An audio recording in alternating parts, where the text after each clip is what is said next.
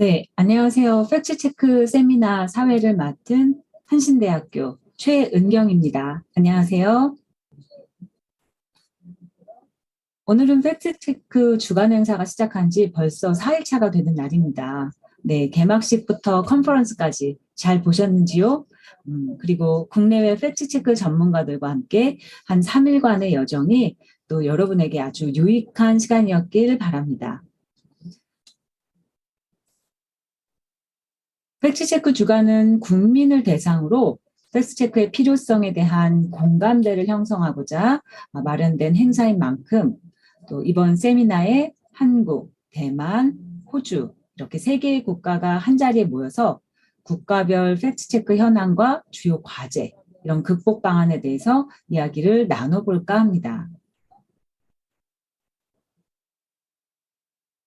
오늘도 많은 분들이 세미나에 참여하고 계셔 주시는데요. 안녕하세요. 반갑습니다. 네, 많이 바쁘신 가운데 이렇게 세미나에 참석해 주셔서 감사드리고요. 참석해 주신 각국의 발제자분들 이렇게 잠깐 짧게 인사 나눌 수 있을까요?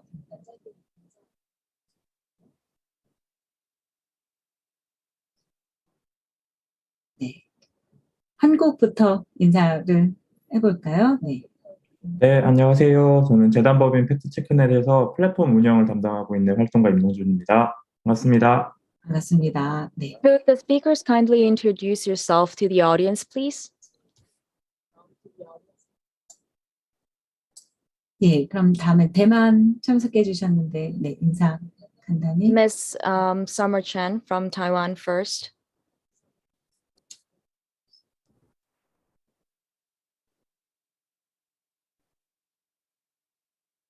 예. 서머첸 씨 간단하게 인사 반갑게. Hi. Hi, everyone. This is Summer Chen. I am the chief editor of Taiwan Fact Check Center. Good morning, everyone. 네, 여러분 안녕하세요. 좋은 아침입니다. 저는 서머 첸이라고 하고요. 타이완 팩트체커 센터의 총괄 편집장입니다. 세미나의 진행 순서를 그럼 말씀드리면요. 먼저 방금 인사하신 타이완 팩트체크 센터의 서머첸 총괄 편집장님이 TFC 사례를 중심으로 살펴본 대만의 팩트체크 현황 및 과제에 대해서 발표를 하시고요. 순차 통역 하시면. So from now on, let me explain the orders. So first, the presentation will be done by Summer Chen, and then. 다음으로는 알렉산드라 씨들 주한 호주 대사관 공간 차석이 허위 조작 정보에 대한 호주의 정책적 접근에 대해서 발표를 하시겠습니다. And then next, there will be a presentation done by Alexandra Seidel, the Deputy Ambassador of the Australia. 네, 마지막으로는 국내 한국의 팩트체크 임동준 활동가가 팩트체크넷 사례를 중심으로 살펴본 국내 팩트체크 현황 및 과제에 대해서 발표를 하시겠습니다. Then Mr. Im Dong-jun, the 팩트체크넷 secretarial, will give a presentation on Korea's fact check current affairs. 발표 이후에는 저희가 상호 토론을 진행할 예정인데요. 발표 내용을 보시면서 궁금한 내용이나 질의가 있으신 분들은 댓글을 통해서 의견을 남겨주시면 토론 시간에 또 질의를 하도록 하겠습니다. So yes, once the presentation is finished, then we will get a time to have a discussion. 네. 그러면 저희 많이 기다리셨는데요. 첫 번째 발표를 좀 소개해 드리겠습니다. 타이완의 팩트체크 센터의 서머첸 총괄 편집장님이 대만 사례에 대해서 발표를 해주겠습니다. 타이완 팩트체크 센터는 2020년에 국제 팩트체킹 네트워크 IFCN이라고 알려져 있죠. 그곳으로부터 글로벌 팩트 어워드를 수상하기도 했습니다. 어떻게 운영되고 있는지 저희 함께 좀 살펴볼까요? Hey, hi everyone. This is Summer Chen. I am the chief editor of Taiwan Fact Check Center. Taiwan Fact Check Center was established since 2018. So until now, we are more than 3 years old. And I think in the past 3 years, we gained a reputation in Taiwan society. So today's in my seminar, I want to present what kind of efforts that TFC makes during this time. And first of all, in 2019, I think the most big change for TFC is we established the connection and the collaborations with social media, including Yahoo and Google, Facebook, and the Line. And for TFC built different collaborations with different tech companies. For example, for Google, we provide fact checks to Google's claim review, and also Google provide the training programs for our journalists and the fact checks. And for Facebook, we are the third parties of Facebook. That means when we provide our fact checks to Facebook, Facebook will reduce the disinformation or the misinformation reduce the distributions on Facebook. So that's how we collaborate with Facebook. And the Line is pretty unique. Line Taiwan has collaboration with 4 fact-checking organizations. So when the Line user retweets or reshare their line to ask is real or not, then we will answer those Line user. So that's how we collaborate with social media. So in this page, you can see when a post that we has already published the fact checks and to indicate the post is a false information. Facebook will put a black laptop on this post, so you can. It didn't remove the post, but you cannot see it, and it will show. Do you want to see? This is a false information, and do you want to see the reason? And it encouraged you to read the fact checks first. But if you still want to see what's going on and what the misinformation is, then you still can and click it and read it. And this function also also helps us to communicate with mainstream media. We are not only debunking horses on social media, but also correct the false news. So when we publish a fact checks toward the mainstream media, then the Facebook. Because the function on Facebook, so the false news will be correct. Otherwise, the media's page will lose its distribution. So that's how we build a new relationship, a more close relationship to mainstream media. And in 2020, TFC has lots of social influence in Taiwan society. First of all, we are the initiate of the Coronavirus Facts Alliance. And because TFC informed the International Fact-Checking Network, so that's so the IFCN just build a collaborate project about COVID-19 since January 25th. So it's also earlier than WHO announced the coronavirus is the global urgent event. And also our fact checks during our presidential voting night and against the Global Facts Awards because it stopped the very malicious disinformation. And also the other big step for us is we build an independent foundation. That means financially we tend to be more independent, and we can have a long-term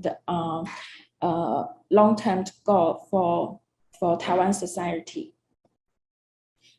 And so today I like to show why fact checks make social influence. In Taiwan, we are not only checking. We are not only debug courses, but also news. So our fact checks will cut the fake news or misinformation ecosystem, including because the fake news ecosystem is not only from mainstream media, but also sometimes is also from social media or contents from.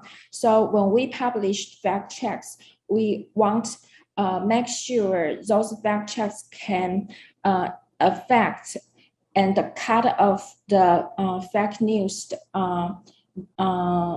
in these ecosystems. So this is a case. In last year, we debunked a claim, and this claim virusly spreading on our Facebook and also the mainstream media. And it said our representative attended inaugurality of American's President Biden's. She didn't get the invitation. She just passed by and make a selfie and posted the selfie on her tweets on her Twitters. So also a mainstream media in Taiwan cite the China's media and without any fact checking, the news said our ambassador didn't get the she purchased the tickets. That's why she can go. That's why she could go there. So we debug this and by looking forward some evidence that she's there, and we do the geolocation where his seat is, and also we find other ambassadors' Twitter to make sure what's position or what's zone, which rooms they will be seated. So we can make sure our ambassador has the same room with other countries' ambassadors. And also we looking forward the map the map from security department to make sure there is no visitors can be allowed to go into that area at that day.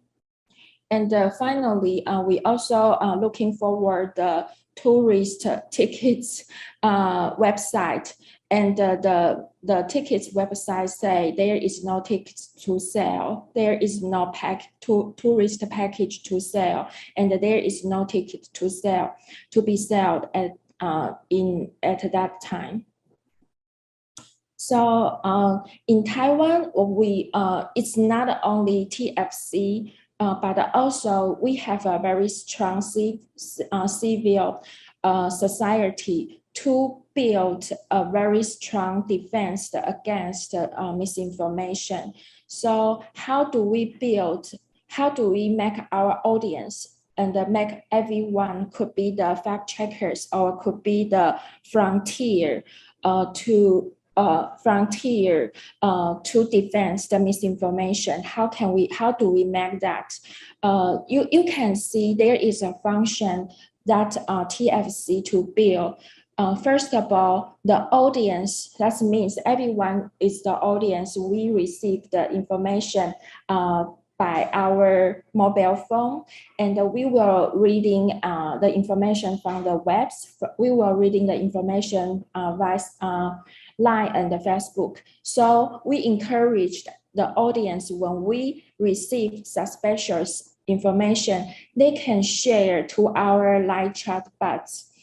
And Taiwanese are heavy users, heavy line users. So most of Taiwanese has the line and share the line post every day. So we encourage when they receive some information or received some news that shock us or make us angry or make us anxious, then it's suspicious. So please share to TFC. And we have a live chat bots, and our live chat bots, if we has already fact checks, our live chat bots will respond immediately and send the fact checks immediately. Then the audience can get the answer. This information is false and why is false. And if it's a new claim, then we will do the fact checking. So we are independent fact checking organization. We play an important role, just like a journalist.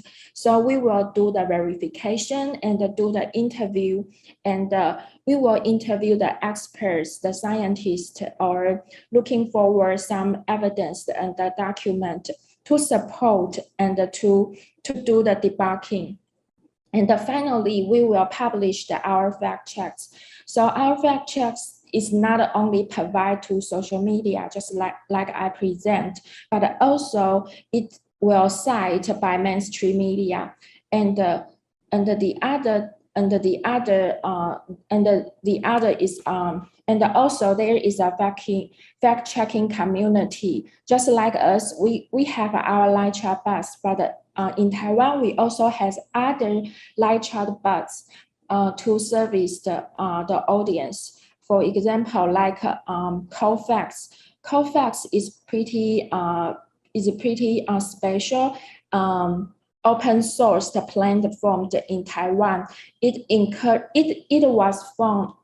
was established by a open source engineer, and they gathered every week and to improve the Cofax platform. It encouraged everyone to be the fact checkers. Also, it collects the claims from every audience. So it's a very open source platform. And our fact checks provide to Cofax too. And the other live chat bots, just like anti-Meiyu or Michael Chen check. Anti-Meiyu just look here. That's just similar like your friends or your family. It can go to your line group. And if your line group share some claim and it's the rumor has already debunked from us, then it will match by the chatbots robot chatbots, and it will send our fact checks to this line group. So the user will know what they share is a false information immediately. So that's how fact checks make social influence. So you also can see everyone and every audience can be our frontier to fight against the audience. And that's why during the pandemic or during the presidential election, we can collect the claim especially the malicious disinformation from the audience at a very early age. And then we can do the debugging, and after we publish our fact checks, we can publish and spread to everyone immediately. So that's at this page you can see the Instagram and the live chat bots. So I will encourage you to looking forward to look our Instagram and the live chat bots for experiencing them. And for Instagram, it's pretty interesting because we have our audience will has very controversial argument on Facebook with us. When we publish a very controversial public fact checks, it always can get a very good discussion on Facebook. So we didn't do any big change on our Facebook, but for the Instagram, it's Taiwan. In Taiwan, the young generation will use the Instagram. So we do lots of very vivid change and vivid experiments on our Instagrams to communicate with the young students. And for Line, as I just has already introduced, the Line is we has a very close relationship with our Line user. So it's the numbers of about our Line chatbots in Taiwan. And TFC is not only work in Taiwan, but work also is one part of the fact-checking communities in global scale. And there are two important collaborate projects for IFCN, and the TFC has participated those projects together with fact-checking community. One is I mentioned is Coronavirus Fact Alliance. And until now, there are almost 100 fact-checking organizations, and we collect more than 10,000 fact checks together about the coronavirus. And Taiwan and the TFC is the first fact-checking organization to initiate this project. And also recently, there is another project among the IFCN members. It's called Ukraine Facts. So since February 24, the Matilda is a Spain fact-checking organization just sent an email and Excel to inform us. Let's do the collaborate about the Ukraine and the Russia wars together. So it's easy. It's just a very simple email, but the simple email, because all of us are on the same page for a long time, we know how to work together. So even it's a simple email and a simple Excel document, it makes these projects just happened. So you can make the scan and go to the website to see how this collaborative project run. Today, every day, we just provide the fact checks about the Ukraine crisis. And then the Matilda fact-checking organization will do the coding. So you can, and also there is a Google map to present how the fact checks, how the status of the fact checks in different countries. So you can put the click to see how many fact checks does the country's fact-checking organization contribute. And also you can read what kind of rumors or what kind of fact checks that countries just provide. So it's very easy to use and easy to read. And when Matilda gets interviewed, the Matilda just introduced it.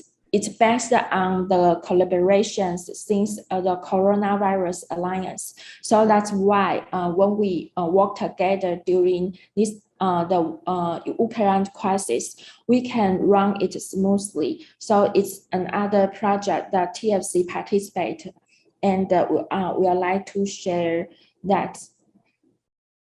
And we are not only do the fact checking, but also we do the educations in Taiwan, because you can imagine that in our team, we just 10%. We can't catch up with the rumors. The quality and the number is the quality and the number of the rumors are so large that we can catch up with. So how do we fight against the misinformation?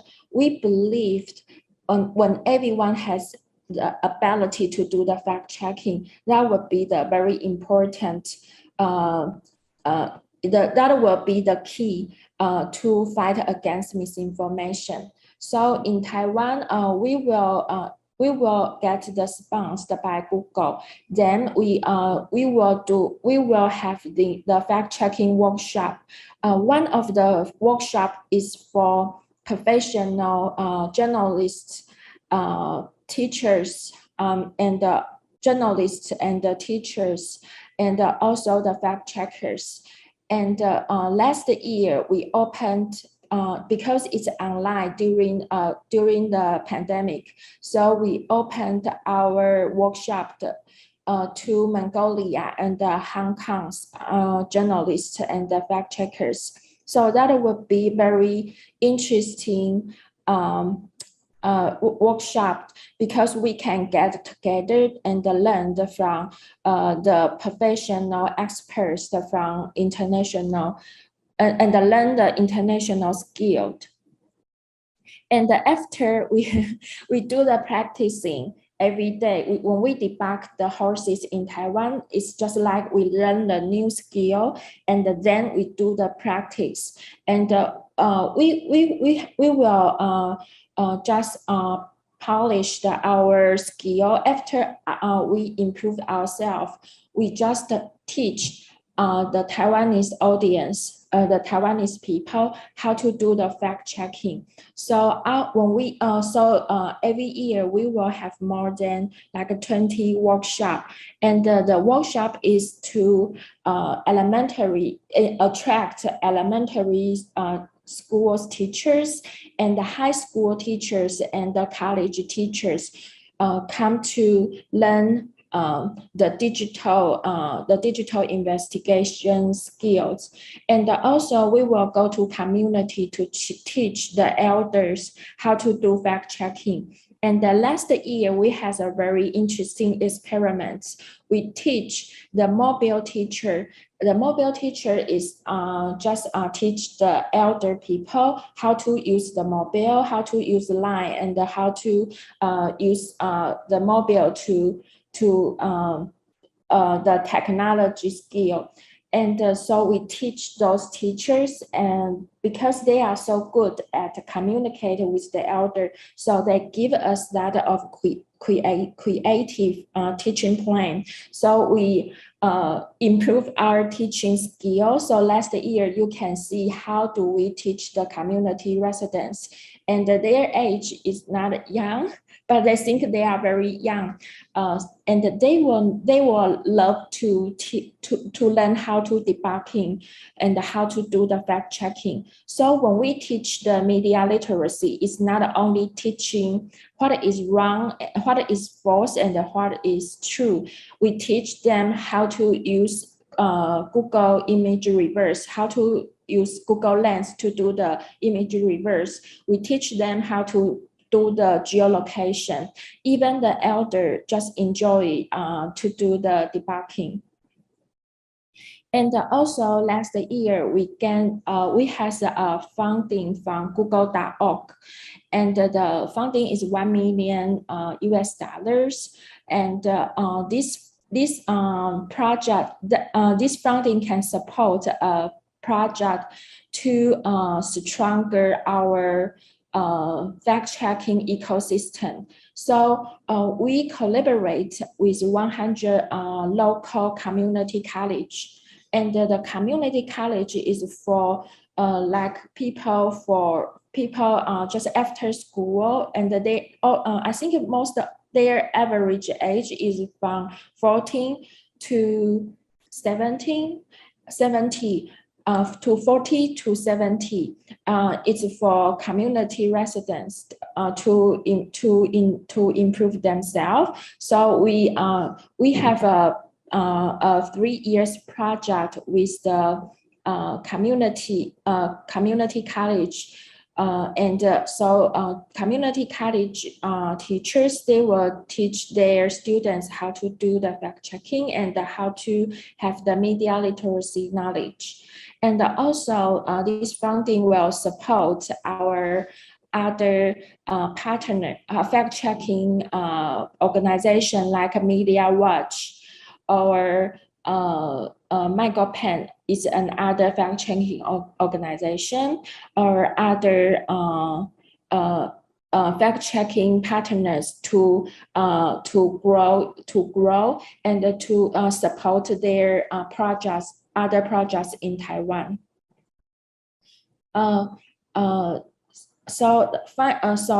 Finally,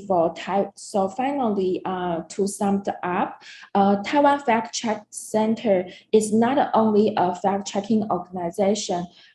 We regard fact-checking is not only an occupation, but it's also a mission.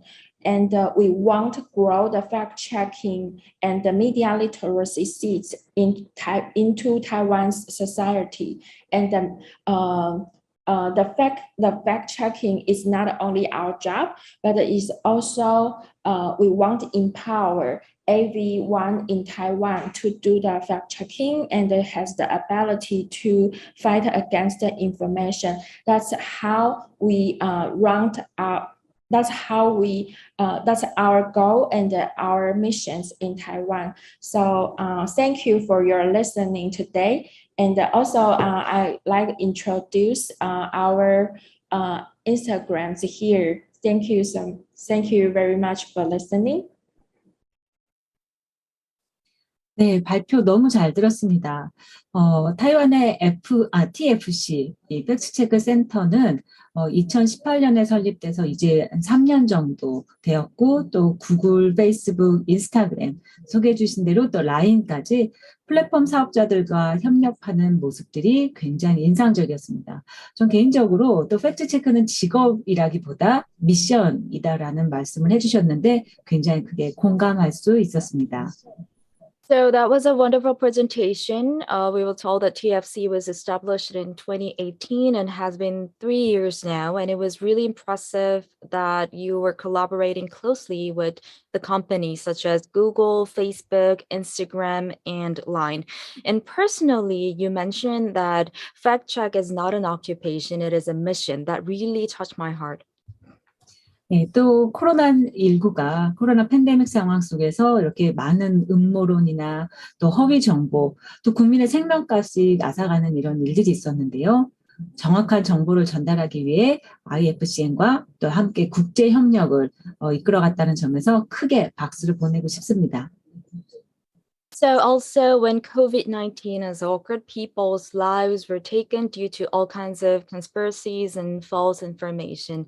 But I would like to give you a big applause for leading international cooperation together with IFCN to deliver more accurate information to your people. 네, 자세한 내용들은 또 우리 토론 시간에 좀 더 이어가도록 하겠습니다. And more details will be discussed later in the discussion session. 네. 그럼 감사합니다. 두 번째로 발표를 좀 소개해 드릴게요. 주한 호주 대사인 알렉산드라 시드 공간 차석이 허위 저작 정보에 대한 호주의 정책적 접근에 대해서 발표를 해주시겠습니다. Now, let me introduce the second presentation. The speaker is Dr. Alexandra Siddle, Australia's Deputy Ambassador in Korea. She will speak about Australia's policy approach to disinformation and misinformation. 사실 허위 정보에 대한 위협은 전 세계적인 현상인 것 같습니다. 또 그동안 미국이나 영국 등 허위 정보 대응 정책에 대한 소개 자료도 국내뿐만 아니라 해외에서도 많이 있었지만 저는 호주의 허위 정보 대응 정책 사실 아직까지는 많이 접해보지 못했었는데요. 호주는 어떤 대응을 하고 있는지 함께 살펴보도록 하겠습니다. Now, the threat of disinformation is a global phenomenon to us now. So in the meantime, there have been a lot of introductions to counter policies for disinformation especially in the US and UK. However, I haven't really got a chance to see Australia's policy. So I'm so interested right now. So let's take a look at how Australia is responding. Good morning. My name's Dr. Alexandra. I'm Australia's Deputy Ambassador in the Republic of Korea. Thank you to the Community Media Foundation and the Korean Communication Commission for hosting and sponsoring this important event, bringing together many government, think tank and academic colleagues. This conference is particularly critical given that the Russian disinformation efforts form a critical part of its battle plan in the unjust, unprovoked and illegal invasion of Ukraine. In recent days, Russian officials and state-backed media have pushed claims that the United States is operating a biochemical laboratory within Ukraine, reminiscent of previous falsehoods that claimed Washington operated a similar facility in China that led to the COVID-19 pandemic. The Kremlin has also claimed its takeover of the Chernobyl nuclear power plant was part of an orchestrated response to Ukrainian efforts to build a so-called dirty bomb. Western officials and independent fact-checkers have dismissed these allegations. Both European and US agencies have pushed back hard, publicly, against Moscow's talking points. Social media companies have clamped down on Russia's official news outlets. And the reality on the ground, including direct attacks on civilians, has made it difficult for Russian President Vladimir Putin to spin these assaults as a peacekeeping mission to save Ukrainians from their own government. Yet, as Google, Facebook, Twitter and TikTok actively removed or demoted content associated with Moscow, new strategies have begun to bubble to the surface. On TikTok, for instance, multiple Russian language influencers parroted the same script in defense of Russia's invasion. On Instagram, a network of pro-Kremlin accounts posing as local news outlets in Poland spread false claims that Ukrainian refugees were attacking Poles after fleeing the war zone. Meta, Instagram's parent company, removed these accounts on 7 March. Across Telegram, a social media network that is now a battleground between pro-Ukrainian and pro-Russian camps, channels with tens of thousands of subscribers have posted grainy war footage of alleged atrocities of military vehicles heading towards Kiev, though much of this content was either taken out of context or reused from previous conflicts. Yet it has been highly coordinated, according to fact-checking groups tracking this activity. A video of alleged Russian fighter jets was shared almost instantaneously within 24 countries, from Afghanistan to Brazil. It is a markedly different strategy from previous global misinformation campaigns, like those that linked to the COVID-19 public health crisis, where social media posts gradually circulated from one country to another. It is too early to say if Moscow is directly behind such material. Now, Ukraine may seem a long way from Australia, but in our hyper-connected world, it isn't at all, just a few seconds. What is happening in Ukraine could equally happen in Australia, in Korea, or in any other country around the world. Before I discuss with you the particular case study of Australia and our response to disinformation threats, I would like to say that my remarks today take a country-agnostic approach. As I have said, non-traditional security threats come from all corners of the globe, and Australia aims to counter activities harmful to its national interests, regardless of source. So what is Australia's threat environment? It's fair to say that the range of threats we face is broad and complex.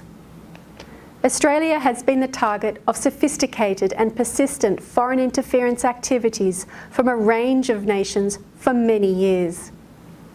State and non-state actors alike are employing increasingly aggressive grey zone tactics to compromise Australia's sovereignty and undermine confidence in our democratic institutions. This includes foreign interference and malicious cyber activity, as well as disinformation campaigns. Open democracies like ours are particularly exposed to these tools of influence because we place a premium on freedom of speech, freedom of assembly, and other democratic liberties. The threat from disinformation is real. While social networking has benefited communities and netizens, as we have discussed earlier, it can be used to manipulate information and delivering effects with speed, scale, and impact not seen before, and at far less cost. Non-state actors can now multiply the threat of state-based disinformation or undertake their own wide-reaching disinformation operations. Unlike many of the examples we saw during the Cold War, disinformation need not be undertaken in support of any particular ideology. It can be effective simply by attacking consensus and polarising our open societies. In 2016, we saw a massive disinformation campaign disrupt US citizens' confidence in their electoral processes. Left unchecked, foreign interference can have a corrosive effect on our national security, weakening our free and open system of government and our sovereignty. Across the Indo-Pacific region, disinformation undermines the open, inclusive and resilient international order supported by Australia and Korea. But how does disinformation manifest? Before I go any further, let me clarify the terms I'm using today. I'm using the internationally recognised term of misinformation and disinformation rather than the term fake news or other slogans that are vague or often used incorrectly for political purposes. Misinformation is false rumour, gossip and misleading use of fact. Disinformation is a subset of misinformation and is deliberately deceptive. It comes in many forms. Fabricated content is material that is completely false.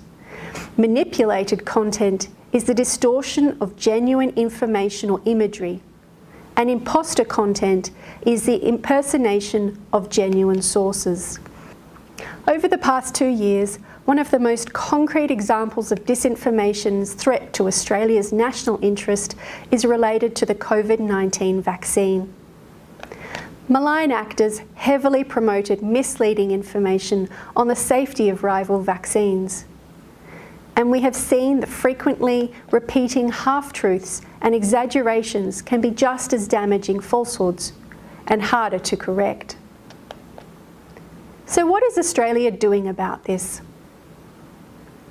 Some of the most effective interventions against disinformation and foreign interference begin at home. As democracies, our focus should be on countering the divisiveness and disorder that disinformation and foreign interference seeks to foment. For example, we know we need to safeguard an independent media and promote a media and digitally literate population. In Australia, the government's approach has been four-pronged. First, we're engaging at-risk sectors to raise awareness of foreign interference. Second, we are building resilience in Australian society through implementing risk mitigation strategies. Thirdly, we're defending directly against foreign interference activity through a coordinated government response. And finally, we're enforcing Australia's foreign interference and espionage legislation by investigating and prosecuting breaches. In particular, the Australian government has taken significant steps to strengthen Australia's response to foreign interference. This has included investing $145.2 million since 2018 to enhance Australia's counter-foreign interference capabilities, We appointed a National Counter-Foreign Interference Coordinator to coordinate a whole-of-government response to foreign interference. We established the multi-agency Electoral Integrity Insurance Task Force to support the integrity of Australia's electoral activities.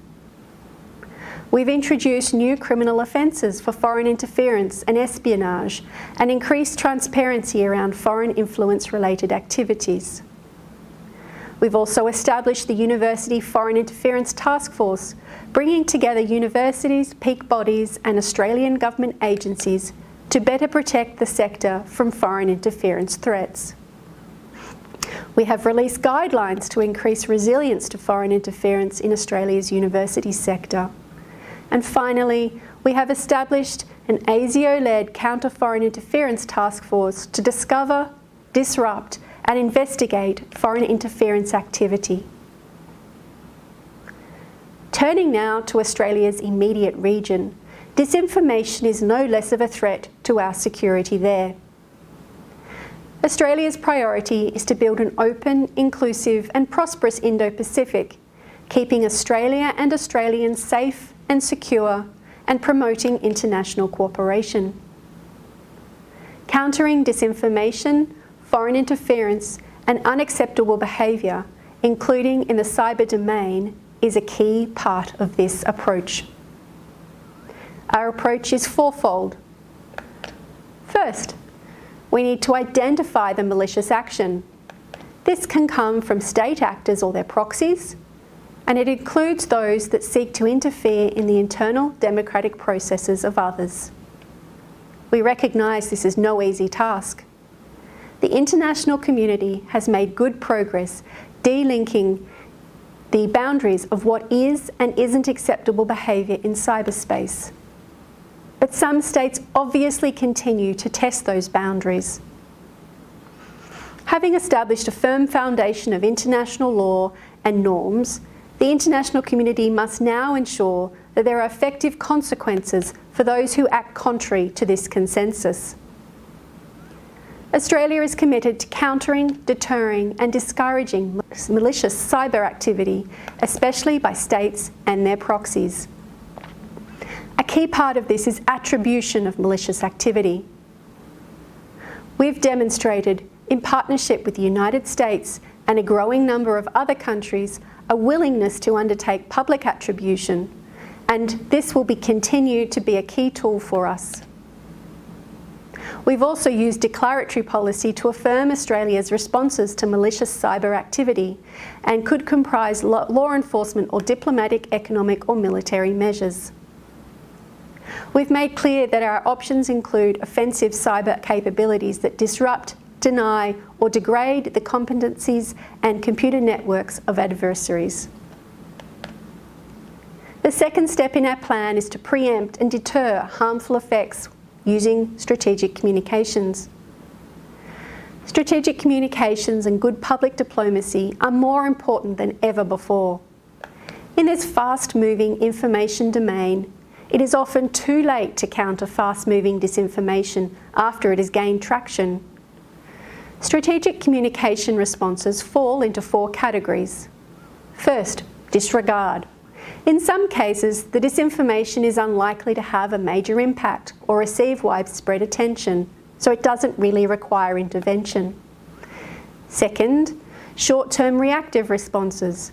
The disinformation requires an immediate response, usually by providing established fact. Third, a medium-term proactive response. This is when disinformation is refutable by a statement of fact, but represents a malign or spun narrative and requires a consistent approach. It goes to the nation's narrative. Finally, a long-term strategic response. The disinformation requires a coherent, sustained response to create long-term change. It's important to shape the public conversation. This is more than the strategic communications and usually includes community outreach or development programming. This leads me to the third prong of a coherent counter-disinformation approach, which is to build resilience of democratic institutions and civil society in our region. Consistent with our international cyber and critical technology engagement strategy, Australia seeks to build regional resilience and awareness of the potential harm of disinformation. It is also a key part of our aid framework. We are working with partners in the Pacific and Southeast Asia to inoculate against disinformation by promoting regional and resilient institutions, governance and civil society, and improving consumer judgment and media literacy. We've done it by developing and sharing tools to detect and limit the spread of disinformation in social media. We build international norms around transparency and good governance. For example, we're working to strengthen media and journalism skills in the Indo-Pacific, including through the Pacific Media Assistance Scheme, which is helping to address disinformation about COVID-19 in the Pacific by providing training for Pacific journalists. That is why I'm so delighted to be able to participate in this important conference of fact-checkers. The work you do is absolutely critical to keeping our nation strong and resilient. The final and fourth pillar of our strategy to counter grey zone threats like disinformation is to work with partners to clarify rules and norms. We are reinforcing a clear understanding that existing international law applies to states' conduct in cyberspace, just as it applies to states' conduct in the physical domain. We are building support for stronger international norms of responsible state behaviour in cyberspace, including through the June 2020 UN Cross-Regional Statement on Infodemic and clear statements after ministerial meetings of the Quad and OSMIN. We're putting into place practical confidence-building measures to prevent conflict and reduce risk. So what have we learnt?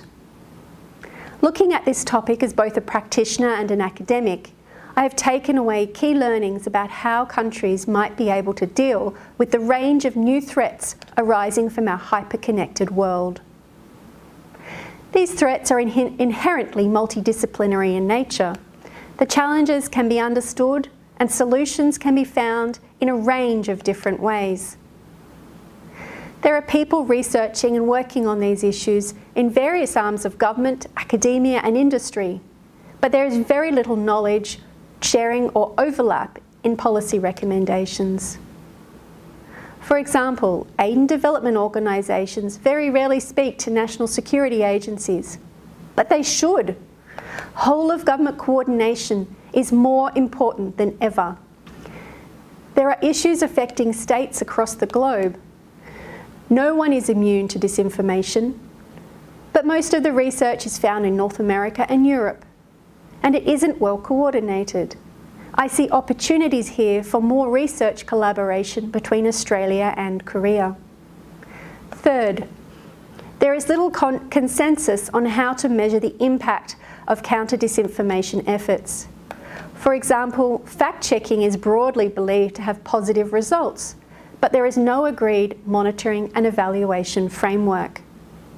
Finally, Korean soft power is an amazing thing, and power is growing. Soft power should not just be seen as an economic lever, but also a political influence one as well. Building up Korea's soft power is a way of preemptively deterring attacks on Korean national interest. But so what? Ultimately, as practitioners, we must reach deeply into our diplomatic toolkit to use every lever of influence available to us to respond to the challenges of a hyper-connected society. Our main aim must be to ensure transparency. Openness and contestability in our society and that of our partners helps us build resilience. We shouldn't let disinformation exploit social divisions and amplify polarisation in open liberal societies like Australia and Korea. Because if we do, they will have won. Thank you.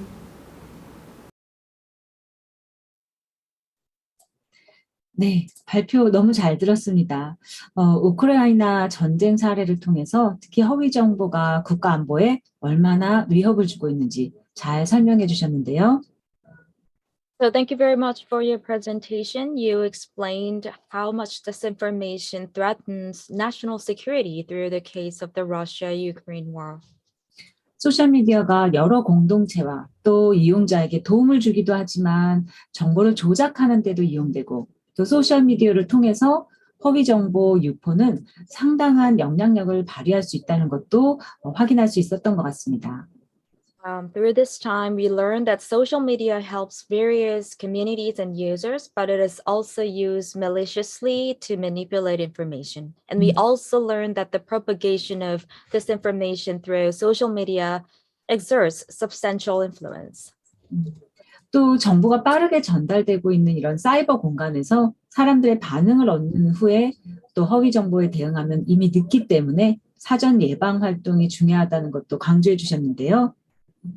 And also, you emphasize the importance of preemptive prevention activities in cyberspace, which is a fast-moving information domain, because it's too late to counter fast-moving disinformation after it has already gained traction. 저는 개인적으로 이런 팩트체크가 국제사회 공조를 통해서 어떤 사회 분열과 양극화를 막기 위한 외교의 도구로 사용될 수 있다는 것이 굉장히 인상적이었습니다. And personally, I was really impressed that through international cooperation, fact-checking can help us stop amplifying the polarization. 네, 그럼 자세한 내용들 역시 토론 시간을 통해서 좀 더 이어가도록 하겠습니다. Now, we would like to talk about more details later during the discussion session. 네, 그럼 세 번째 발표를 소개해드리겠습니다. 임동준 팩트체크넷 플랫폼 담당 활동가인 팩트체크넷 사례를 중심으로 살펴본 어떤 한국의 팩트체크 현황 및 과제에 대해서 발표를 해주시겠습니다. Okay, so now let me introduce you to the third presentation. Lim Dong-jun, a secretariat of the 팩트체크넷 platform, will present the status and tasks of fact-checking in Korea based on case studies of 팩트체크넷. 사실 팩트체크넷은 2020년 10월에 시민과 전문가가 협업하는 팩트체크 오픈 플랫폼으로 선보였는데요. 팩트체크넷 was originally introduced in October 2020 as an open fact-check platform where citizens and experts can collaborate. 이런 팩트체킹 과정에서 시민이 적극적으로 참여한다는 것은 상당히 의미가 있었습니다. And it was really meaningful that citizens can participate in this fact-checking process. 지난 1년 동안의 성과에 대해서 한번 들어보도록 할까요? And let's hear about the achievements and challenges over the past year.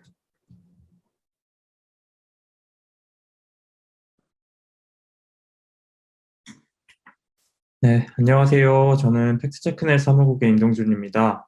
저는 언론시민단체에서 2018년부터 3년 정도 언론보도 모니터 활동을 했습니다. 주로 보도 분석, 비평 보고서 발행을 담당했고요. 작년부터 팩트체크넷에서 팩트체커 지원과 다양한 시민 참여 팩트체크 기획 등 플랫폼 운영을 담당하고 있습니다. 네, 저는 오늘 팩트체크넷 사례를 중심으로 살펴본 국내 팩트체크 현황 및 과제에 대해서 말씀드리도록 하겠습니다.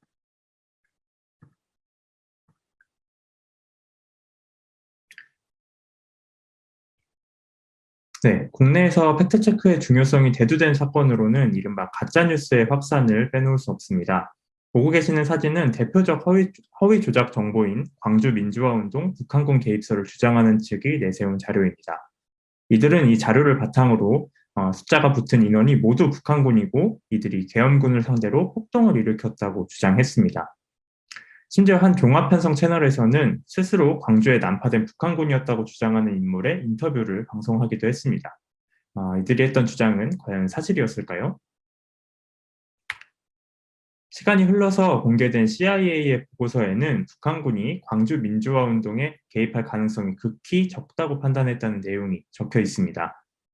이뿐만 아니라 당시 계엄군의 폭력적 진압을 겪었던 이들의 증언에도 북한군이 개입했다는 내용은 찾아볼 수 없었습니다.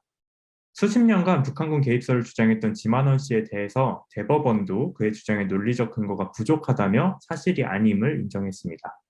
보시는 것처럼 JTBC가 과거 한 방송에서 스스로 난파된 북한군이라 주장했던 인물을 인터뷰해 당시 인터뷰 내용이 사실이 아니었다는 증언을 작년에 받아내기도 했습니다. 이뿐만 아니라 유튜브 등 다양한 플랫폼을 통해서 허위 조작 정보가 확산되고 언론의 오보 등이 겹쳐지면서 한국 사회에서는 가짜뉴스라는 용어가 등장했습니다. 허위 조작 정보와 오보 등은 다양한 플랫폼에서 정보가 확산되는 시대가 되면서 문제로 떠올랐는데요. 하지만 팩트체크는 이런 문제를 모두 해결해주는 만능 열쇠는 아닙니다. 그렇다면 팩트체크는 우리 사회에서 어떤 역할도 할 수 없는 걸까요? 저는 팩트체크가 만능 열쇠가 아니라고 하더라도 해결책의 일환으로 할 수 있는 역할이 분명히 있다고 생각합니다. 수많은 정보가 유통되는 시대에 우리는 두 가지 질문을 마주하게 됩니다. 첫 번째는 다양한 플랫폼을 통해 확산되는 수많은 정보 중 어떤 것을 수용할 것인가입니다.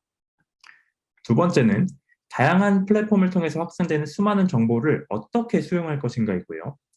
앞서 확인하신 것처럼 사실 여부를 알 수 없는 정보들이 다양하게 확산되는 환경에서 우리는 어떤 정보를 어떻게 수용할 것인지 판단해야 합니다. 저는 여기에 팩트체크의 역할이 있다고 생각합니다. 팩트체크는 어떤 정보를 어떻게 수용할 것인지 묻는 질문에 객관적인 근거를 통해 검증된 정보를 수용한다는 답을 주기 때문입니다. 이런 답은 결국 우리 사회가 해결해야 할 과제에 정보를 수용하기 전에 객관적인 근거를 통해 검증됐는지 확인하는 습관을 갖춰야 한다는 걸 보여줍니다. 그렇다면 우리 앞에 놓인 과제를 해결할 방법을 찾기 위해서 지금까지 국내 팩트체크는 어떻게 진행됐고 앞으로는 어떻게 변해가야 하는지를 정리해 보겠습니다. 네, 보고 계시는 화면은 IFCN 페이지에서 제가 캡처를 해온 건데요. IFCN은 포인터 재단이 운영하는 국제 팩트체킹 네트워크입니다. 전 세계의 다양한 언론이 참여해서 검증 결과를 공유하고 협력을 통해서 코로나19와 같은 주요 이슈에 대해서 정보를 검증하고 있습니다. 현재 국내 언론 중에 IFCN에 등록된 매체는 JTBC 딱 한 곳입니다. 그렇다고 해서 팩트체크를 수행하는 국내 언론이 JTBC만 있는 것은 아닙니다. 이외에 다양한 언론들도 존재하는데요. 대표적으로 지금 보고 계시는 팩트체크 전문 매체를 지향하는 뉴스톱이 있습니다. 뉴스톱은 정치인의 발언을 비롯해서 다양한 실생활 정보 등 전반적인 이슈에 대한 팩트체크 기사를 제공하고 있습니다.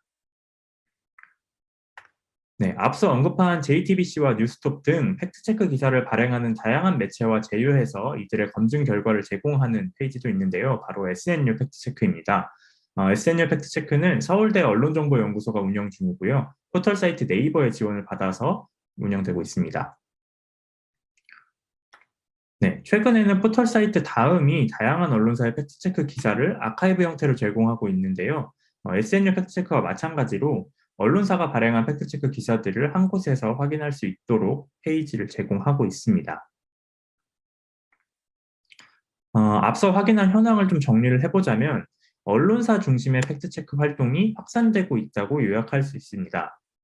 그렇다면 이런 현황에서 시민은 어떤 역할을 해야 되는 걸까요? 언론사가 제공하는 기사의 소비자로만 머물러야 하는 걸까요? 제가 활동하고 있는 팩트체크넷은 크라우드 소싱 방식의 오픈 팩트체크 플랫폼입니다. 조금 쉽게 풀어서 말씀드리면 누구나 팩트체크에 참여할 수 있는 온라인 공간이라고 할 수 있습니다. 팩트체크넷의 검증은 보시는 것과 같은 과정으로 진행됩니다. 시민 누구나 검증 주제를 제안할 수 있고 제안된 주제는 팩트체커가 함께 검증 자료를 수집하고 결과를 정리합니다. 이 과정에 대해서 조금 더 실감하실 수 있도록 실제 사례를 통해서 설명드리도록 하겠습니다. 네, 보고 계시는 글은 한 시민이 온라인 커뮤니티에서 읽은 글을 검증해달라고 팩트체크넷에 제안한 내용입니다.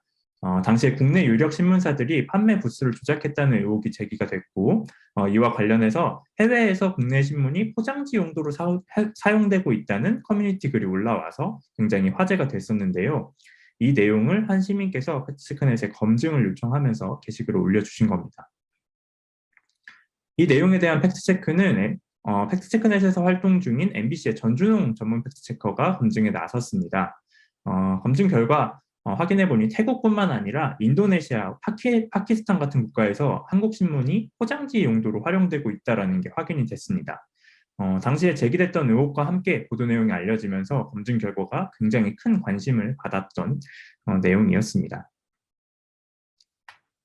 네, 그런데 이 검증은 팩트체크넷을 통해서 전준홍 전문 팩트체커와 팩트체크넷에서 활동 중인 시민 팩트체커의 협업으로 진행이 됐습니다. 그래서 보고 계시는 사진이 이제 태국에 있는 이케아의 실제 사진인데요. 이 사진은 팩트체크넷에서 활동 중인 기륜웅 시민 팩트체커가 현지에 있는 지인을 통해서 태국 이케아의 포장대 사진을 구한 겁니다. 그래서 실제로 태국 이케아의 포장대에 갔더니 보시는 것처럼 다양한 종류의 한국 신문이 있다는 걸 확인한 자료입니다.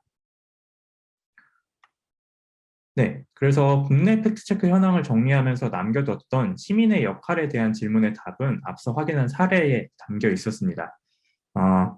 시민은 언론사 팩트체크 보도의 소비자를 넘어서 검증의 주체로 활동할 수 있다는 겁니다. 네, 팩트체크넷은 앞서 확인하신 것처럼 시민 참여 팩트체크를 통해서 시민과 전문가가 팩트체크의 주체로 활동하는 공간을 지향하고 있습니다. 현재 팩트체크넷에는 보시는 것과 같이 제2회 언론사 소속의 언론인, 그리고 환경, 데이터 등 전문 분야 활동 경험이 갖춰진 전문가가 전문 팩트체커로 활동 중입니다. 그리고 팩트체커 양성교육 이수자, 팩트체크 공모전 수상자 등으로 구성된 시민 팩트체커도 함께 활동 중입니다. 네, 팩트체크넷은 지난해 2월 법인 설립 후 지속적인 팩트체커 양성교육을 통해 시민 팩트체커 증대 활동을 해왔고 시민 누구나 활용할 수 있는 팩트체크 매뉴얼을 제작했습니다. 이 내용들은 마찬가지로 저희 팩트체크넷 플랫폼에 들어오시면 확인하실 수 있습니다. 그리고 앞서 확인하신 사례처럼 전문 팩트체커와 시민 팩트체커의 협력을 지원하고 있고 시민 팩트체커 간 협력 활동도 지원하고 있습니다. 네, 그리고 앞으로 팩트체크넷은 모든 시민은 팩트체커다라는 모토를 통해서 시민 참여 팩트체커가 이루어질 수 있는 플랫폼으로 보다 다양한 시민들이 팩트체크에 참여할 수 있는 방안을 마련하고자 합니다. 그리고 검증된 정보의 저장소이자 유통 창구로서의 역할을 할 수 있도록 운영될 예정입니다. 누구든 검증된 정보를 확인할 수 있고 누구든 정보 검증을 시도할 수 있는 플랫폼을 통해서 정보를 수용하기 전에 객관적인 근거를 통해서 검증됐는지 확인하는 습관이 확산될 수 있도록 하기 위함입니다. 네, 앞서 언급한 지향점을 토대로 올해 3월부터는 시민 누구든 참여가 가능한 팩트체크 프로젝트를 진행 중입니다. 첫 번째 주제는 제20대 대통령 선거였는데요. 실제로 프로젝트가 진행되는 과정을 좀 보여드리도록 하겠습니다. 지금 보고 계시는 화면이 시민들이 직접 주제와 관련된 검증 대상을 찾고 이 검증 대상에 대한 자료들을 수집해서 검증을 진행하고 있는 내용들입니다. 그래서 프로젝트 수행 과정에는 관련 분야 전문가의 노하우 전수를 받고요. 그리고 팩트체크 전문 기자의 멘토링을 병행하고 있습니다. 이 과정을 통해서 시민 누구든 직접 팩트체크 프로젝트를 통해서 정보에 대한 검증을 수행하도록 진행하고 있습니다. 네, 제가 오늘 말씀드릴 내용은 여기까지입니다. 네, 긴 시간 들어주셔서 감사합니다. 네, 발표 아주 잘 들었습니다. 또 한국의 경우는 이렇게 팩트체크 현황에 대한 정리까지 해서 소개를 해주셨는데 언론사 중심의 팩트체크 활동이 또 확산되고 있고 또 그러면서 시민의 역할에 대해서도 말씀해 주셨는데요. Yes, thank you for your presentation. While summarizing the current status of fact-checking in Korea, you also mentioned that fact-checking activities are spreading, centering on media companies. And then you also talked about the role of citizens. 이렇게 시민이 단순히 하나의 정보 수용자가 아니라 정보의 검증의 주체가 되어야 된다는 말씀이 굉장히 인상적이었습니다. And it was really impressive also to hear that citizens should be the subject of information verification, not just the recipients of the information. 또 이렇게 시민과 또 전문가의 협업 사례를 통해서 누구든지 검증된 정보를 확인할 수도 있고 또 누구든 정보 검증을 시도할 수 있도록 노력하겠다는 그런 포부가 굉장히 좋았던 것 같습니다. And I also really liked, and I was also impressed to hear that you expressed your ambition to ensure that anyone can check verified information through collaborative examples between citizens and experts, and that anyone can try to verify the information. 이렇게 디지털 정보 사회에서 의식 있는 시민의 참여가 얼마나 중요한지 다시 한번 확인할 수 있었습니다. And also in the digital information society, we were able to know and identify that how important participation of the conscious citizens. 네, 그럼 이렇게 저희가 대만, 호주, 한국의 세 개 사례를 좀 살펴봤는데요. 이상으로 발표를 모두 마치고 토론을 진행할까 합니다. So that's all for the presentations from all three countries. We were able to look at the cases from all three countries. And from now on, we would like to proceed with the live discussion. 네, 발표 내용을 보시면서 또 궁금했던 내용은 이렇게 댓글로 남겨주시면 감사하겠는데요. 그러면 아까 저희가 소개를 못 들었던 호주의 알렉산드라 시들 주한 호주 대사관 인사 부탁드릴까요? So if you have any questions, please leave them in the live chat. And also, I couldn't introduce this person in this morning, so I'd like to introduce her right now. We have the Deputy Ambassador, Dr. Alexandra Siddle from Australia. Hello. Hello. 예, 그 소개를 간단하게 해주시겠어요? Would you like to just briefly say hello to the audience? Sure. Thank you so much for hosting this conference. It's such an important event and I'm really pleased to participate in it. I used to head up our disinformation task force in Australia. So this is a subject that is very close to my heart and I welcome participating today. Thank you very much. 네, 안녕하세요. 이런 행사를 주최해 주셔서 너무나 감사합니다. 저에게는 너무나 중요한 행사라고 생각이 들고요. 제가 예전에 호주에서 일을 했을 때 허위정보 태스크포스 팀에 있었습니다. 그래서 제 마음에서부터 아주 가까운 그런 주제다라는 생각이 들고요. 어쨌든 오늘 이렇게 저를 초대해 주셔서 감사합니다. 감사합니다. Thank you. 그러면 저희가 이렇게 지금까지 3국의 발표를 들으면서 이렇게 허위 정보가 정말 전 세계적으로 심각한 문제이고 또 이것을 해결하기 위해서는 다양한 노력과 국제적인 협력까지 또 필요하다는 것들을 확인할 수 있었는데요. 오늘 이 자리가 그런 의미에서는 정말 더욱더 뜻깊었던 것 같습니다. All right, so listening to the presentations from all three countries, I realized that this information is a serious problem, not only in Korea, but also around the globe. And we need international cooperation to solve this problem. And in that sense, I think today's seminar is extremely meaningful to all of us. 목요일 아침이라 굉장히 많은 분들이 참여해 주실까 걱정했는데 많이 와주셨습니다. 일단은 좀 많은 분들을 대표해서 궁금해하실 만한 것들 먼저 질문을 드릴까 합니다. So, well, actually, because this is a Thursday morning, I was concerned, what if not so many people attend? But then actually, many people have attended this event. So I'm so happy. And I would like to give questions on behalf of the people who attended. 네. 먼저 대만과 한국의 경우 공통 질문인데요.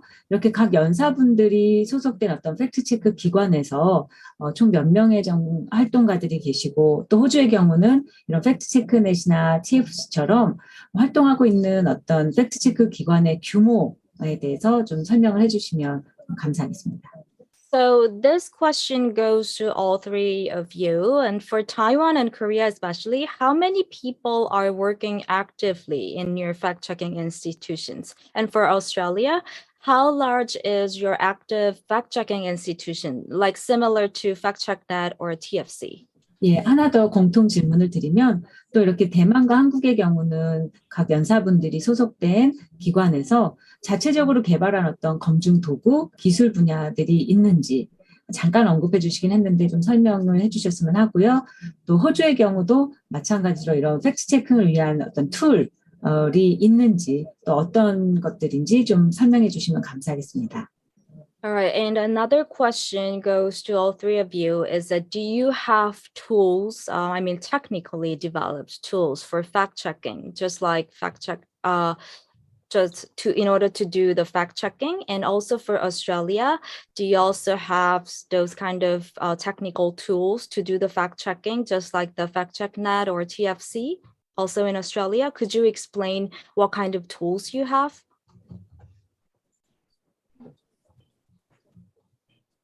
네, 어느 분 먼저 하실지 말씀해 주시면 시작하시기 네. 좋을 것 같습니다. 네. 공통 질문이기 때문에 아까 발표해 주셨던 순서대로 대만, 호주, 한국 이렇게 갈까요? So this is just a common question for all three of you. So how about we start from just like the order of the presentation. So Taiwan and then Korea and then Australia. How's that? Okay. 대만, 호주, 한국. Taiwan, Australia and Korea. I'm sorry. 감사합니다. Actually, that's a very interesting question. Although I introduced what efforts we make, but actually we are a very small team. Until now, we have our team member is 10 fact checkers, and also we have 2 people for education department, and there are 2 people for the ministry department. So for the fact checkers, we are only a small team of 10 members. And so what we are for, so you can see how the number is. So how people will ask, how do we catch up with the rumors, because the numbers of the rumors are so large? So how we fight against that? So that's a very interesting question. So our mission is we practice how to debug the horses. Then we need to teach so we need to teach others people. So we need to teach everyone to do the fact checking. That's our strategy to fight against the misinformation. So besides publishing fact checks, we also do a lot of teaching. We teach in the university, we teach the journalists, we teach in communities so we teach our skill learned by our daily work. And we want to empower everyone to do the fact checking. And for the second question, what tools we have, we invite a tool called Rumor Catcher. We use the tools to collect the claims from our audience and from other chatbots. And the tool helps us to collect from different resources. And now when we go to the dashboard, we can know what's going on in Taiwan, especially how the audience, what kind of claims the audience. 선무진 씨, 우리가 이걸 순차 통역을 해야 돼서 조금씩 이렇게 끊어서 해주시면 수가 있으시면 감사하겠습니다. It's okay. I should just mention that because it's going to be translated, interpreted. So it'd be better if you can stop between maybe each of the answers. So, do you mind if I just translate from your first answer first? Is that okay? Yeah. 네. 우선은 말씀 주신 질문이 굉장히 흥미로운 질문입니다. 저희도 이제 팩트체크넷이랑 유사한 팀이 있는데요. 10명의 팩트체커가 현재 있고 2분이 이제 교육 쪽 이제 저희 정부기관에서 오신 분들이 교육에 종사하신 분들 2분이 계세요. 그래서 우리가 지금 세상에 루머가 너무나 많은데 도대체 이것을 10명이랑 2명 이렇게 같이 일하는 작은 기관에서 어떻게 캐치업을 하고 있냐. 근데 저희의 미션은 아까도 이제 말씀을 하셨지만 이런 오류들과 오정보들을 밝혀내는 것, 그것이 틀렸다는 것을 밝혀내는 것이 저희들의 미션입니다. 그래서 사람들을 우리는 트레이닝을 시켜서 우리의 전략 이 허위 정보들과 싸우는 것, 그것을 실현시키기 위해서 저희는 노력을 하고 있고요. 그래서 그러기 위해서 저희가 굉장히 다양한 교육을 하고 있습니다. 이 교육은 저희가 대학에서도 교육을 하고 있고요. 그리고 수많은 저널리스트들에 대한 교육도 들어가게 되고요.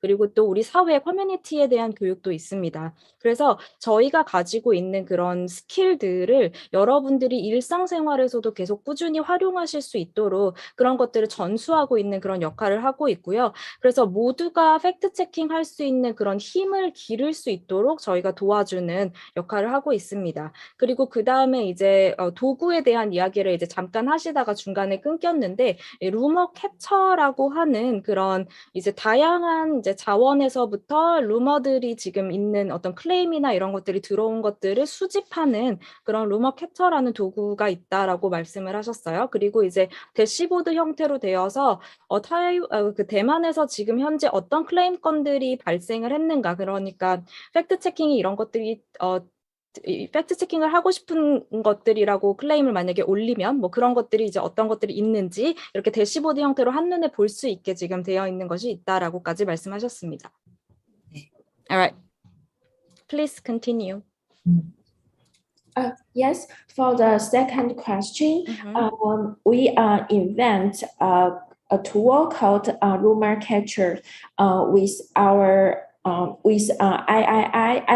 is information industrial, the Institution of Information Industry.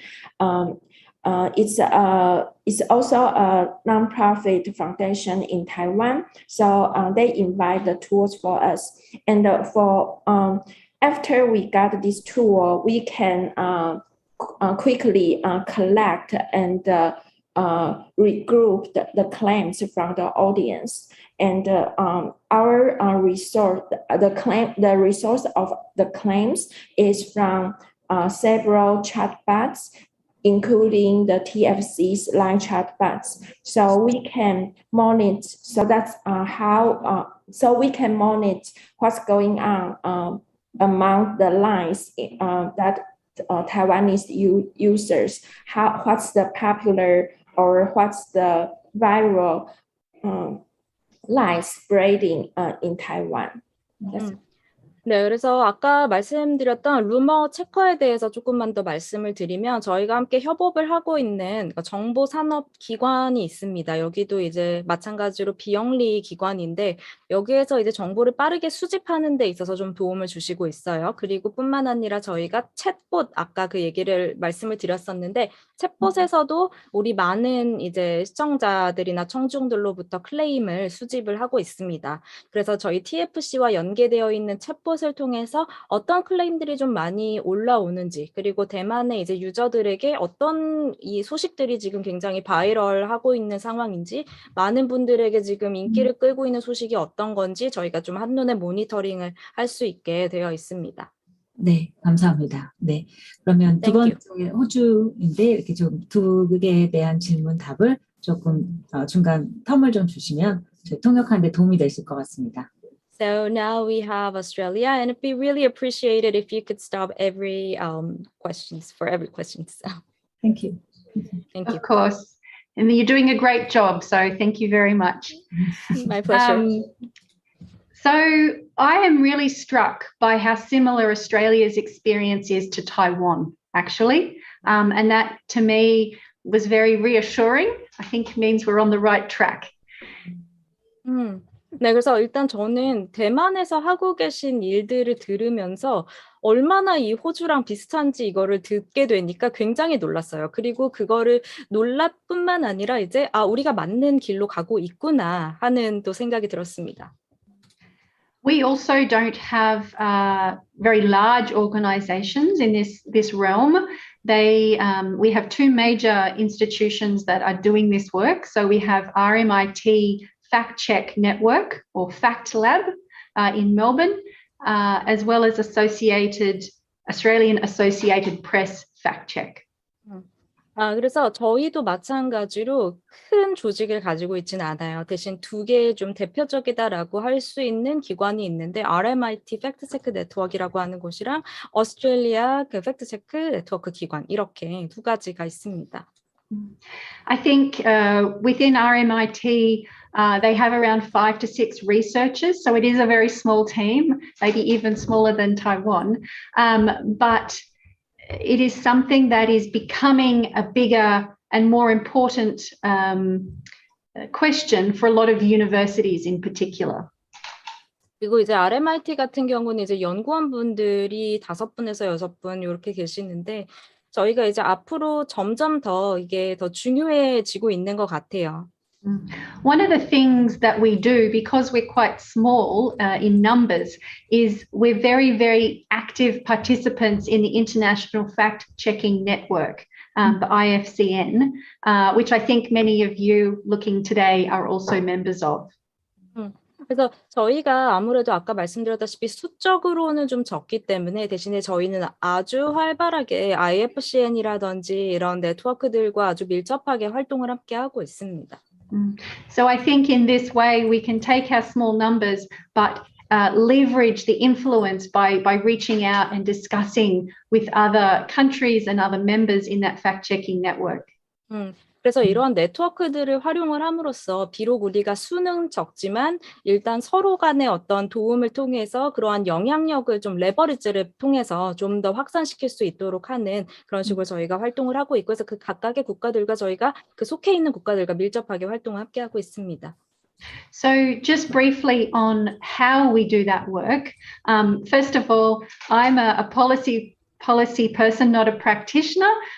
So it's not me actually fact-checking. So I hope that anyone watching, if I make a mistake, please understand that. 네, 그래서 일단은 우리가 어떻게 일을 하느냐에 대한 자세한 점은 사실 저는 이제 정책을 이제 만드는 그런 업무를 하는 사람이다 보니 실질적으로 이제 실무를 보는 사람은 아니다 싶으니까 제가 만약에 뭔가 실수를 하거나 하면 누구든 저한테 와서 말씀을 해주시기 바랍니다. So when RMIT, for example, is fact-checking, they're looking at claims by public figures. We also monitor the news media, social media platforms, and bring these issues of substance to a daily news conference. 그래서 RMIT 같은 경우는 이제 팩트 체킹 관련해서 클레임이 올라왔을 때 물론 이제 퍼블릭 공공에서 올라올 수도 있고 뉴스 미디어 아니면 소셜 플랫폼 이런 경우에서도 올라올 수가 있어요. 그래서 그거를 이제 컨퍼런스로 이제 이야기를 합니다. I think it's really important that I say that we're not seeking to influence people in one particular direction or a particular outcome. We're not speculating about the motives of the person who may get it wrong. We're not calling them stupid. It's not trying to make them look bad. It's simply that we are looking for statements that, if left unchecked, could leave people misinformed. 그리고 저희가 또 중요하게 여기는 것 중에 한 가지는 어떤 저희의 영향력을 통해서 누군가의 행동에 꼭 어떠한 너의 행동이 굉장히 이것은 멍청한 행동이었다라든지 그런 식으로 오해하도록 뭔가 영향력을 그렇게 미치고 싶지는 않다라는 점을 좀 말씀을 드리고 싶어요. 그래서 그분들이 내가 잘못되었다라고 보여지거나 그렇게 만들고 싶진 않고 대신에 하지만 이 사실이 밝혀지지 않고 체크되지 않고 있는다면 정말 잘못된 정보가 퍼지게 되는 거잖아요. 그래서 확인되지 않은 정보가 위험하다라는 것들을 좀 여러분에게 알려드리고 싶은 그런 마음으로 활동을 하고 있습니다. So we also don't want to amplify misinformation. So if this misinformation has only reached a few people, we don't want to ensure that more people see it. So we won't hyperlink to offending posts, for example.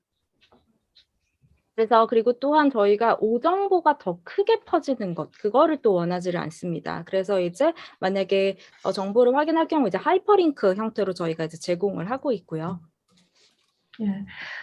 We prioritize information that has the potential to harm people's health and safety, as well as content that undermines democratic process like voting. 그래서 저희가 또 중요하게 팩트 체크를 하고 있는 정보들은 사람들에게 정말 위해를 가할 수 있는 그런 정보, 사람들의 건강에 어떤 위험을 끼칠 수 있는 그런 정보라든지 아니면은 이제 아까 발표할 때 말씀하셨던 그런 선거와 관련된 그런 정보라든지 이런 전체적인 사안들, 이런 정보들을 좀 더 우선순위로 팩트 체킹을 하고 있습니다. And lastly, so RMIT Fact Lab, for example, works in partnership with Meta as a third-party fact checker and is assessing the potential misinformation on Facebook and Instagram. 그리고 마지막으로 아까 이제부터 계속 얘기하신 RMIT 팩트체크 랩 같은 경우는 미터라고 하는 이제 제3자 이제 팩트체킹을 해주는 제3자 기관인데요. 여기랑 같이 협업을 해서 페이스북이라든지 인스타그램이라든지 그런 소셜 미디어에서의 오정보라던가 허위 정보에 대해서 확인하는 역할을 하고 있습니다.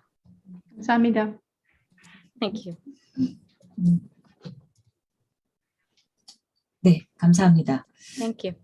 세 번째 질문이 역시 공통 질문 2개 있었는데요. 답변을 각각 해주시겠습니까?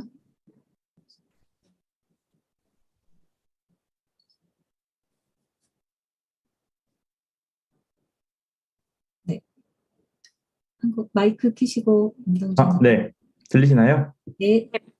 네, 공통 질문 주신 것 중에 첫 번째 내용부터 말씀드리겠습니다. 현재 저희는 팩트체크넷 플랫폼 운영과 시민 교육을 포함해서 저희 사무국에서 담당하고 있는데요. 사무국은 현재 3명으로 구성이 되어 있고요.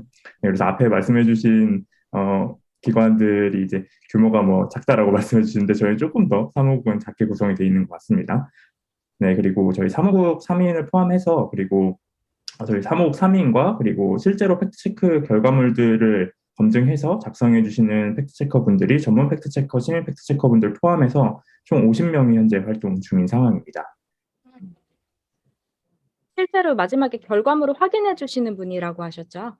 예. 네, 검증 결과를 작성해 주시는 분들. 결과물 작성해 주시는 리포트 작성해 주시는 분들 아까 말씀이시죠? Okay. 네. 네. So regarding the common question, we are in charge of the 팩트체크넷's operation and also for the education of the citizens. So we work together as a secretary office, and we have 3 members who work at the secretariat. So you mentioned earlier that you were in number, you were small, but I think we are the smallest in terms of the number.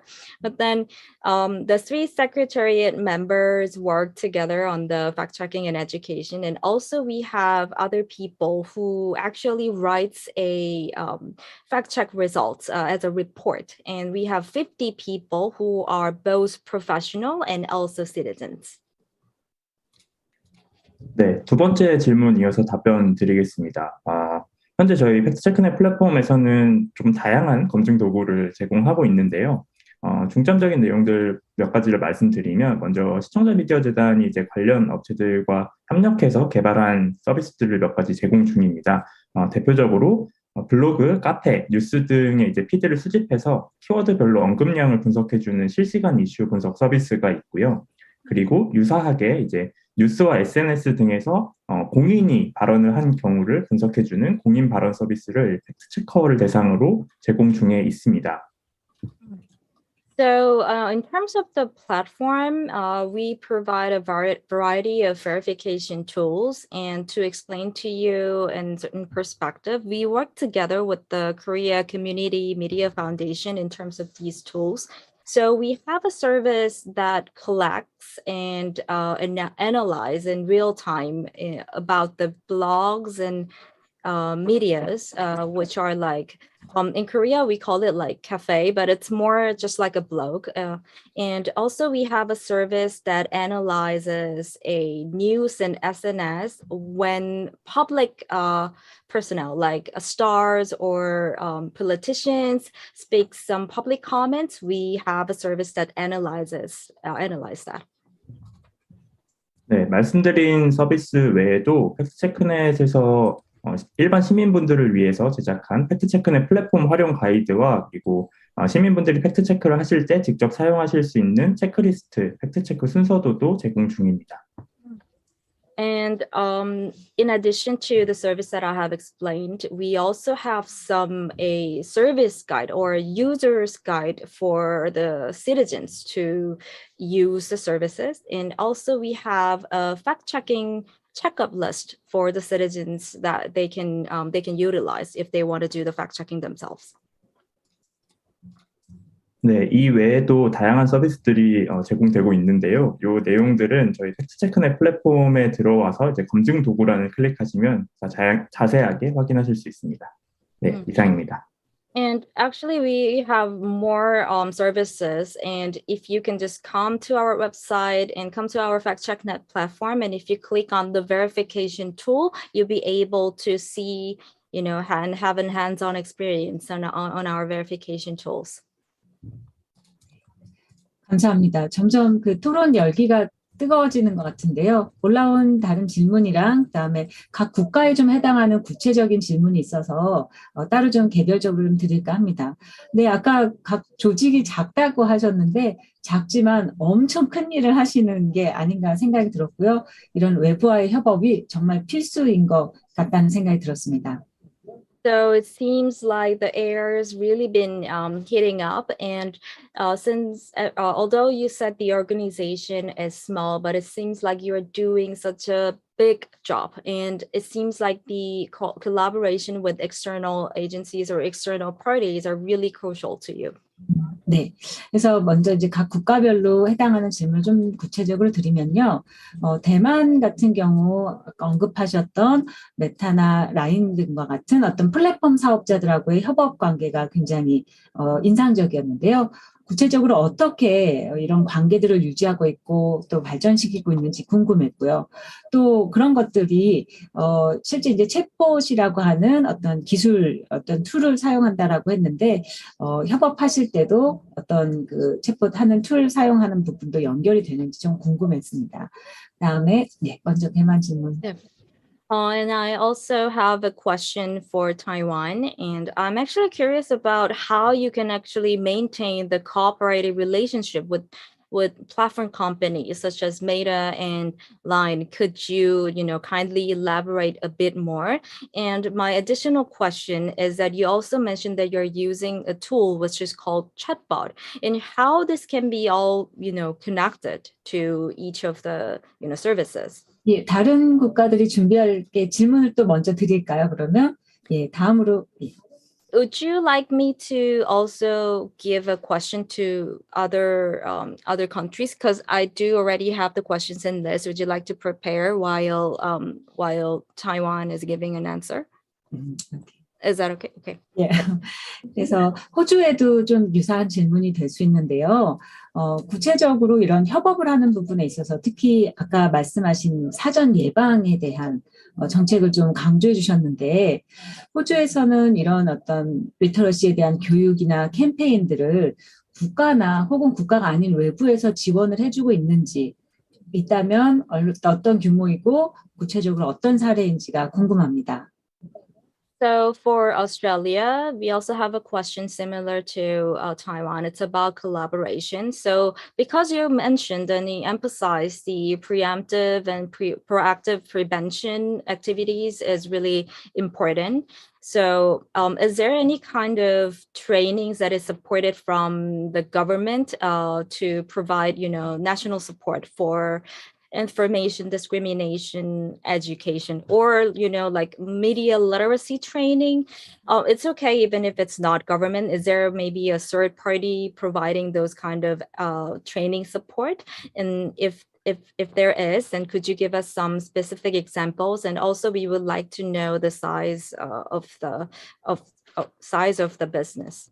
예, 그리고 혹시라도 호주에서도 만약에 대만에서도 이런 시민들 혹은 학계하고 이렇게 정부 기관이 아닌 곳하고 외부하고 협력하고 있는 그런 시민하고의 협업은 혹시 있는지 또 계획이 있는지 뭐 이런 사례들도 궁금합니다.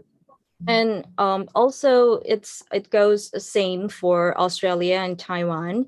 If the collaboration is not only within government agencies, we would be happy to know if you also have a plan for future plans to collaborate with other third parties or, just like government agencies. 네, 네. 그다음에 이제 한국에 대한 질문 좀 드릴게요.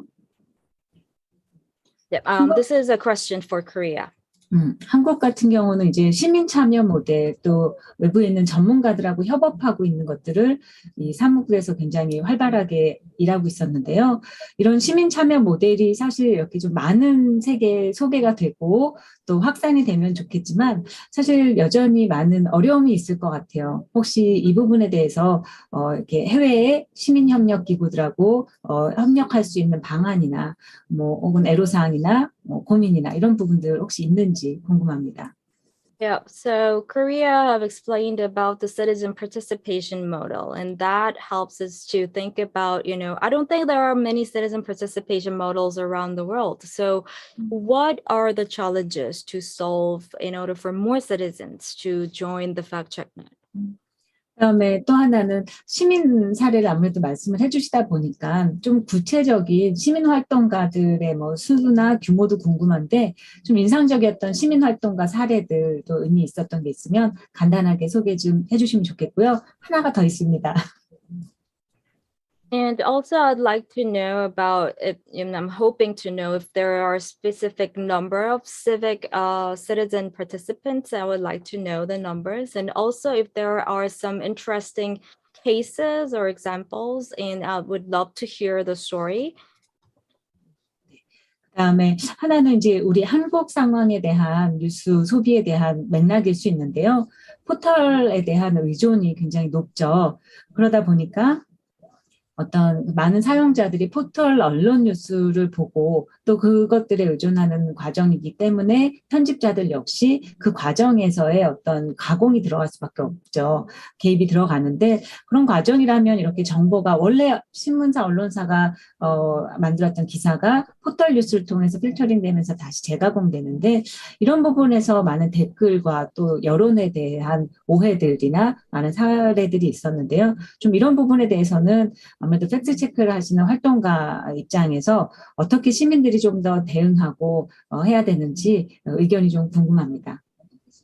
And also, this can be a context of news consumption in Korea. So, because Koreans are highly dependent on portal websites at the moment when we are reading the news. So, editors of those portal websites naturally do some of a editing, or they can intervene, and they may cut some stories because people just watch so many portal media news. So articles that are originally created by newspapers or media companies are reprocessed through the portal news companies. So I think that may also create the case of misunderstandings and also, propagation of the disinformation or maybe misinformation. So as a personnel who are working in a 팩트체크넷, I'm hoping to hear your opinion how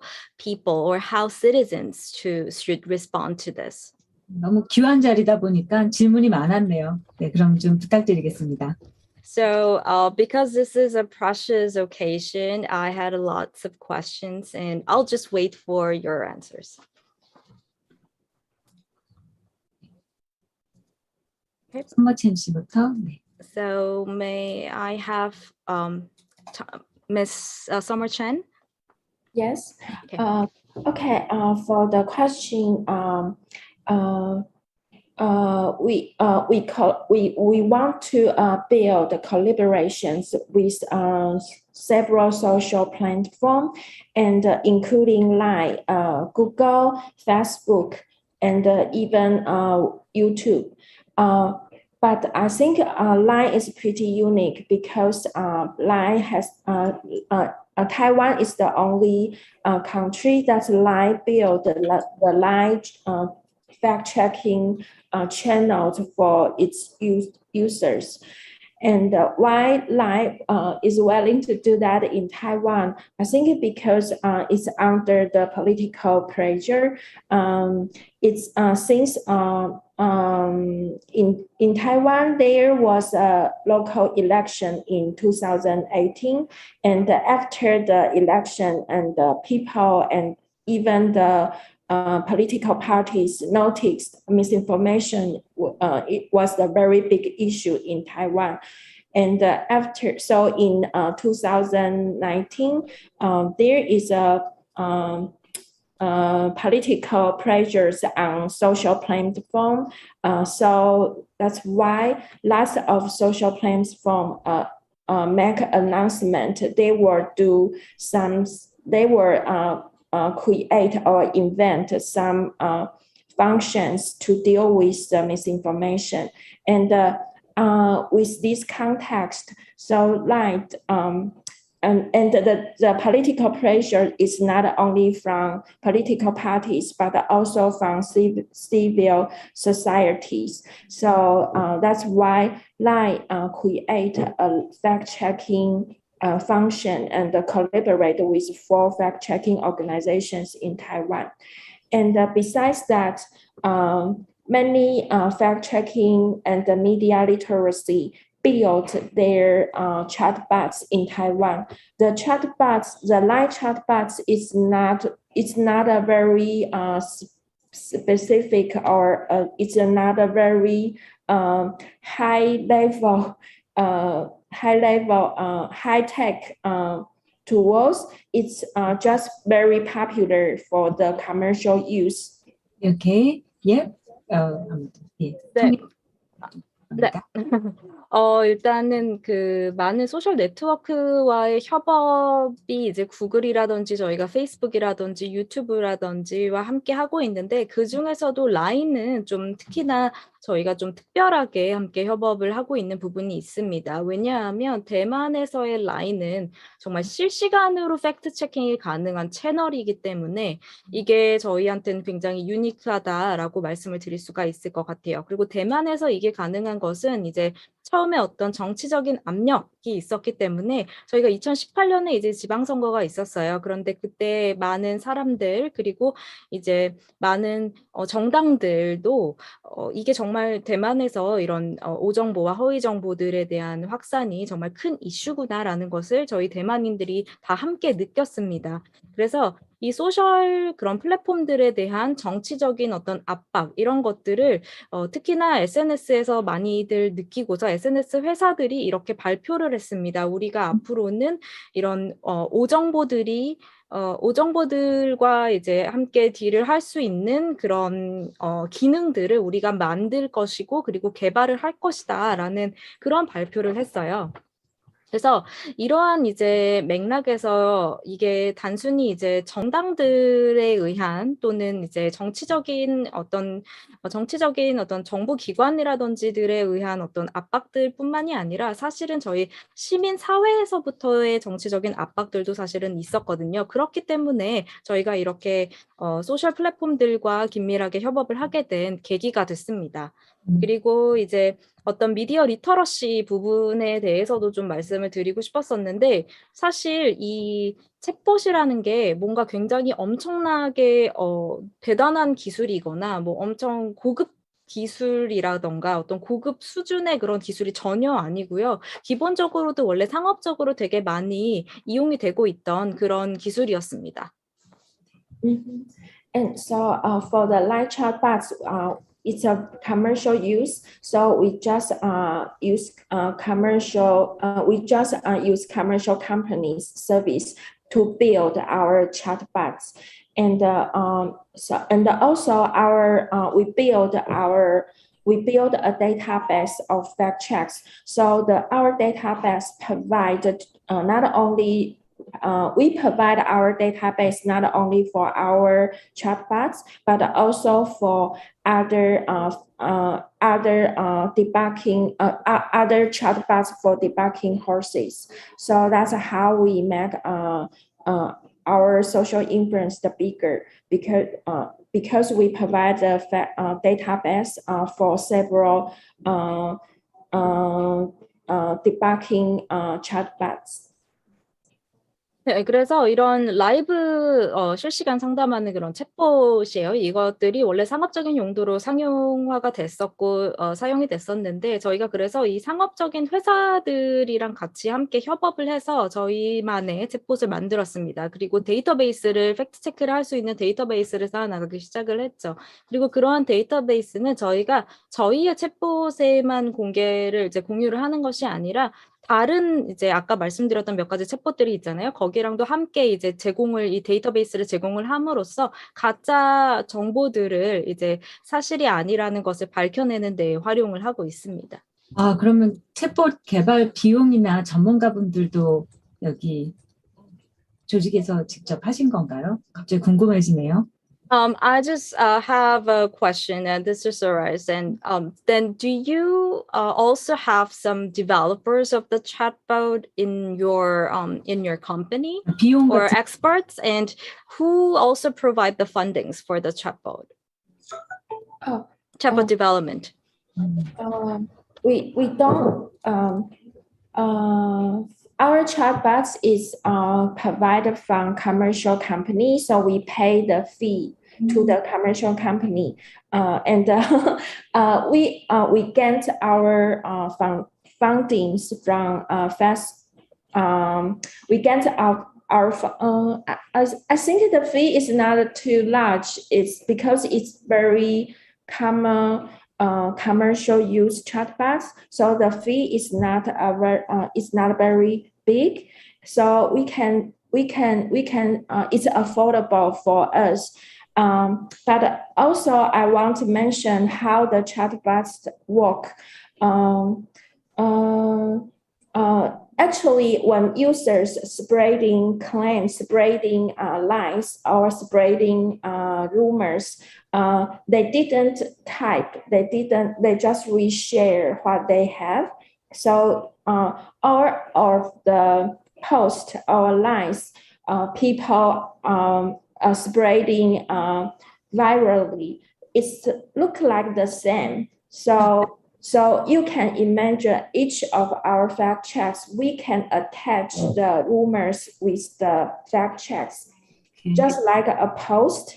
But because we don't want to spread the rumors again, so we just hide all the rumors behind our fact checks. So when the chatbots do the matching, it matches the claims. Okay. Yep. So it will know which chatbots, which fact checks that we should send to our audience. Okay. 네. 그래서 이거는 그냥 이제 상업 회사를 통해서 하는 거기 때문에 저희가 일정의 수수료를 지불을 하고 있고요. 그리고 수수료가 되게 많지는 않습니다. 왜냐하면 이게 되게 간단한 그런 프로그램이기 때문에 그래서 이거는 충분히 지불 가능한 정도의 그런 수수료였고요.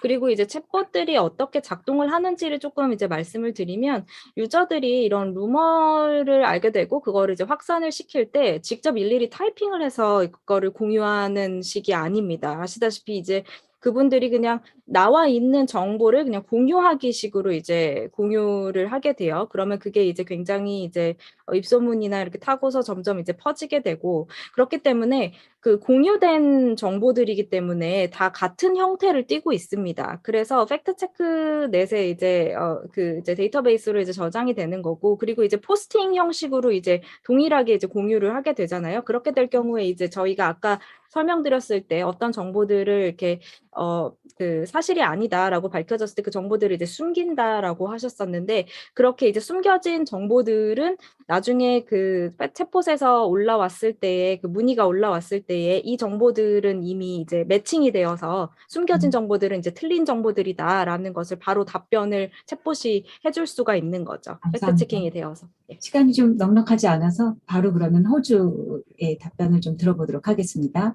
Thank you. And due to the time constraints, we'd like to just directly move to Australia. Dr. Alexandra Siddle, are you ready to answer? Yes, thank you very much. It's an interesting question and one that we have tried to address with a national survey. So in 2021, we did our first national survey of media literacy. And we think it's the first survey that's ever looked at media literacy needs, attitudes and expectations of adult Australians. And in that survey, it found that less than half of Australian adults actually felt that they had the skills to address misinformation. 그래서 일단 이게 굉장히 흥미로운 질문인 것 같습니다. 저희가 국가적으로 이제 서베이를 2021년에 그 조사를 진행을 했는데 이 미디어 리터러시에 대한 것을 호주의 성인들을 대상으로 진행을 했습니다. 그런데 이제 반이나 되는 분들이 어떤 팩트체킹을 하는 데에 있어서 본인들의 어떤 미디어 리터러시에 대한 점들을 이제 꼽았어요. 그리고 추가로 And the difficult thing is that it found that the lower education and lower income you have, the more likely you were to have low media literacy. Low media literacy. 그래서 그리고 이제 더 낮은 교육 수준 그리고 더 낮은 소득이 더 낮은 분들일수록 이제 미디어 리터러시에 대한 것도 더 낮은 게 드러났습니다. And so like Taiwan, Australia focuses very heavily on teaching because we think that prevention and education is really one of the biggest solutions. Fact-checking is great, but really we want individuals to be able to do it themselves and to be able to critically assess media rather than necessarily having someone else do it for them. 그래서 어쨌든 그 타이완에서도 대만에서도 그렇게 하셨던 것처럼 저희도 굉장히 많은 중점을 정말 교육에 두고 있습니다. 왜냐하면 예방과 교육이라는 게 사실은 정말 중요하고 팩트 체킹이라는 게 아무리 대단하고 훌륭하다라고 하지만 실질적으로 사실은 우리가 미디어를 조금 더 이제 매체를 좀 더 비판적으로 평가를 하고 그리고 누군가가 나를 위해 대신해서 팩트 체킹을 해주기보다 내가 먼저 나서서 이것이 정말 사실인지 좀 비판적인 사고를 가지는 그게 더 중요하다라고 생각을 하기 때문이죠. So I've got 4 points, nice and simple. I think first it's worth noting that we have a media literacy week. So every October, in line with the UNESCO Global Media Information Literacy Week, we hold a series of national events, mostly universities, NGOs, but also the government, and that is to raise awareness of this issue. Because a lot of people don't recognize that it is a problem. 그래서 저희가 일단 뭐 4가지로 하고 있는 게 있는데 일단 미디어 리터러시 주간이다라는 것을 저희가 진행을 하고 있습니다. 이게 유네스코와 함께 글로벌하게 진행을 하고 있고 대학 그리고 여러 NGO 그리고 정부 이게 함께 다 같이 참여를 해서 이거에 대한 경각심을 좀 불러일으키는 것에 대해서 이제 저희가 그렇게 논의를 하고 있고요. And one of the most important parts of this is the Australia Media Literacy Alliance. And that is a group of organisations including libraries, the Film and Sound Archives, the Museum of Democracy, and the ABC. So it's a bit like KBS. And that is an alliance that works together to spread and educate Australians about misinformation. 그리고 또 중요한 활동 중에 하나가 저희 호주 이제 미디어 리터러시 동맹이라는 곳이 있어요. 그래서 저희가 그 민주주의 박물관이랑 ABC, 이제 ABC는 우리나라의 어떤 KBS와 같은 그런 방송사입니다. 그래서 함께 이제 저희가 동맹을 맺고 호주인들의 오정보에 대한 미디어 리터러시 교육을 함께 저희가 하고 있습니다. My second point is around disinformation education at schools. So this is something that is part of our social studies or civic education curricula. It's not in every school, but in many schools, it is around 50% of high schools and around 30% of primary schools teach the skill set, the technical skills of how to critically engage with media, how to discern fact from fiction as part of their education program, whether it's in the English class or civics class. 그리고 이제 저희가 허위 정보에 대한 교육을 또 진행을 하고 있어요. 그리고 허위 정보에 대한 교육은 저희 학생들에게 진행을 하고 있습니다. 그래서 커리큘럼의 일부로서 들어가 있는데 이게 모든 학교에서 다 하는 거는 아니에요. 하지만 50%의 고등학교 그리고 한 30% 정도 초등학생들을 대상으로 해서 일종의 스킬셋을 가르쳐 주게 됩니다. 그래서 어떻게 비판적으로 미디어를 볼 것인지 그리고 이제 그 미디어에서 있는 그런 소식들을 우리가 어떻게 비판적으로 받아들일 것인지 그리고 허구와 사실을 어떻게 분별할 수 있을 것인지 그런 기술력을 좀 길러주는 그런 교육을 하고 있습니다. The third point is that Australia does a lot of work around disinformation in the Pacific and in Southeast Asia, and this is through our Overseas Development Assistance Program. So there's a lot of money that is put into the Pacific in particular. I would give the example of the Pacific Media Assistance Scheme, and that is designed to improve journalists' capability and communication skills, and particularly their ability to do investigative reporting. 그리고 이거는 또 이제 호주에서 사실 굉장히 많이 투자하고 있는 부분 중에 하나가 태평양 지역과 그리고 이제 동남아시아 지역에서의 어떤 허위 정보에 관한 부분인데요. 여기서 이제 저희가 다양한 지원 프로그램을 하고 있습니다. 특히나 이 중에서 태평양 미디어 지원 계획이라고 하는 것을 저희가 이제 진행을 하고 있는데 이게 무엇이냐면 이제 언론인들의 능력을 조금 더 길러주는 거예요. 특히나 이제 기사 작성을 할 때에 있어서 이제 그 조사를 통한 어떤 기사 작성을 할 때에 그들의 능력을 조금 더 길러주는 그런 지원을 저희가 하고 있습니다. My final point is around building networks, as the other presenters have also mentioned. In addition to RMIT Fact Check and the journalists being part of this international fact check network, the government is also cooperating on disinformation with the United States, the EU, other like-mindeds. We have a disinformation working group within the Quad, the Quadrilateral Security Dialogue with Japan and India and the US. And so I think working together around best practice at a government level is also a really important part of the strategy. 그리고 이제 나머지 이제 네 가지 중에 나머지가 마지막이 네트워크를 계속해서 구축하는 것인데요. 아까 말씀드렸던 어떤 RMIT 팩트체크와 관련해서도 이제 밀접하게 다른 국가와 함께 협업을 하고 있다라고 말씀을 드렸었고, 그리고 이제 저널리스트들, 이제 언론인들이 팩트체크하는 네트워크, 그것들에서 더 나아가서 우리 정부단에서도 이제 미국이라든지 아니면 EU와 함께 협업을 하고 있고, 그 안에 이제 어떤 것들이 있냐면 허위 정보에 대해서 이제 워킹 그룹 형태로 서로 이제 허위 정보에 대한 논의를 나누는 그런 워킹 그룹이 있고, 그리고 또 이제 국가 안보에 대해서 대화를 나누는 또 인디아 쪽과 그리고 이제 미국 쪽과 함께 하고 있는 그런 작업이 또 있습니다. 왜냐하면 저희가 이제 이것에 대한 중요도를 굉장히 높게 인식을 하고 있기 때문에. 네. 감사합니다. Thank you. 네, 감사합니다. 시간 내주셔서. Thank you very much for your time. 한국 사례. Now it's Korea's turn. 네, 세 가지 질문 정도 주신 것 같은데요. 하나씩 좀 차근차근 빠르게 말씀드리겠습니다. So you gave me like 3 questions. So I'll go over all of them really quickly, but clearly. 네, 첫 번째 질문은 시민 참여 팩트체크 확대를 위해서 어떤 과제가, 해결 과제가 있는지 물어봐 주신 것 같습니다. 그래서 이 내용을 먼저 말씀드리면 굉장히 다양한 과제들이 남아 있겠지만 크게는 저는 2가지 정도라고 생각을 합니다. 첫 번째는 일단 팩트체크라는 워딩에 대한 개념을 정확하게 정립하는 게 필요하다고 생각합니다.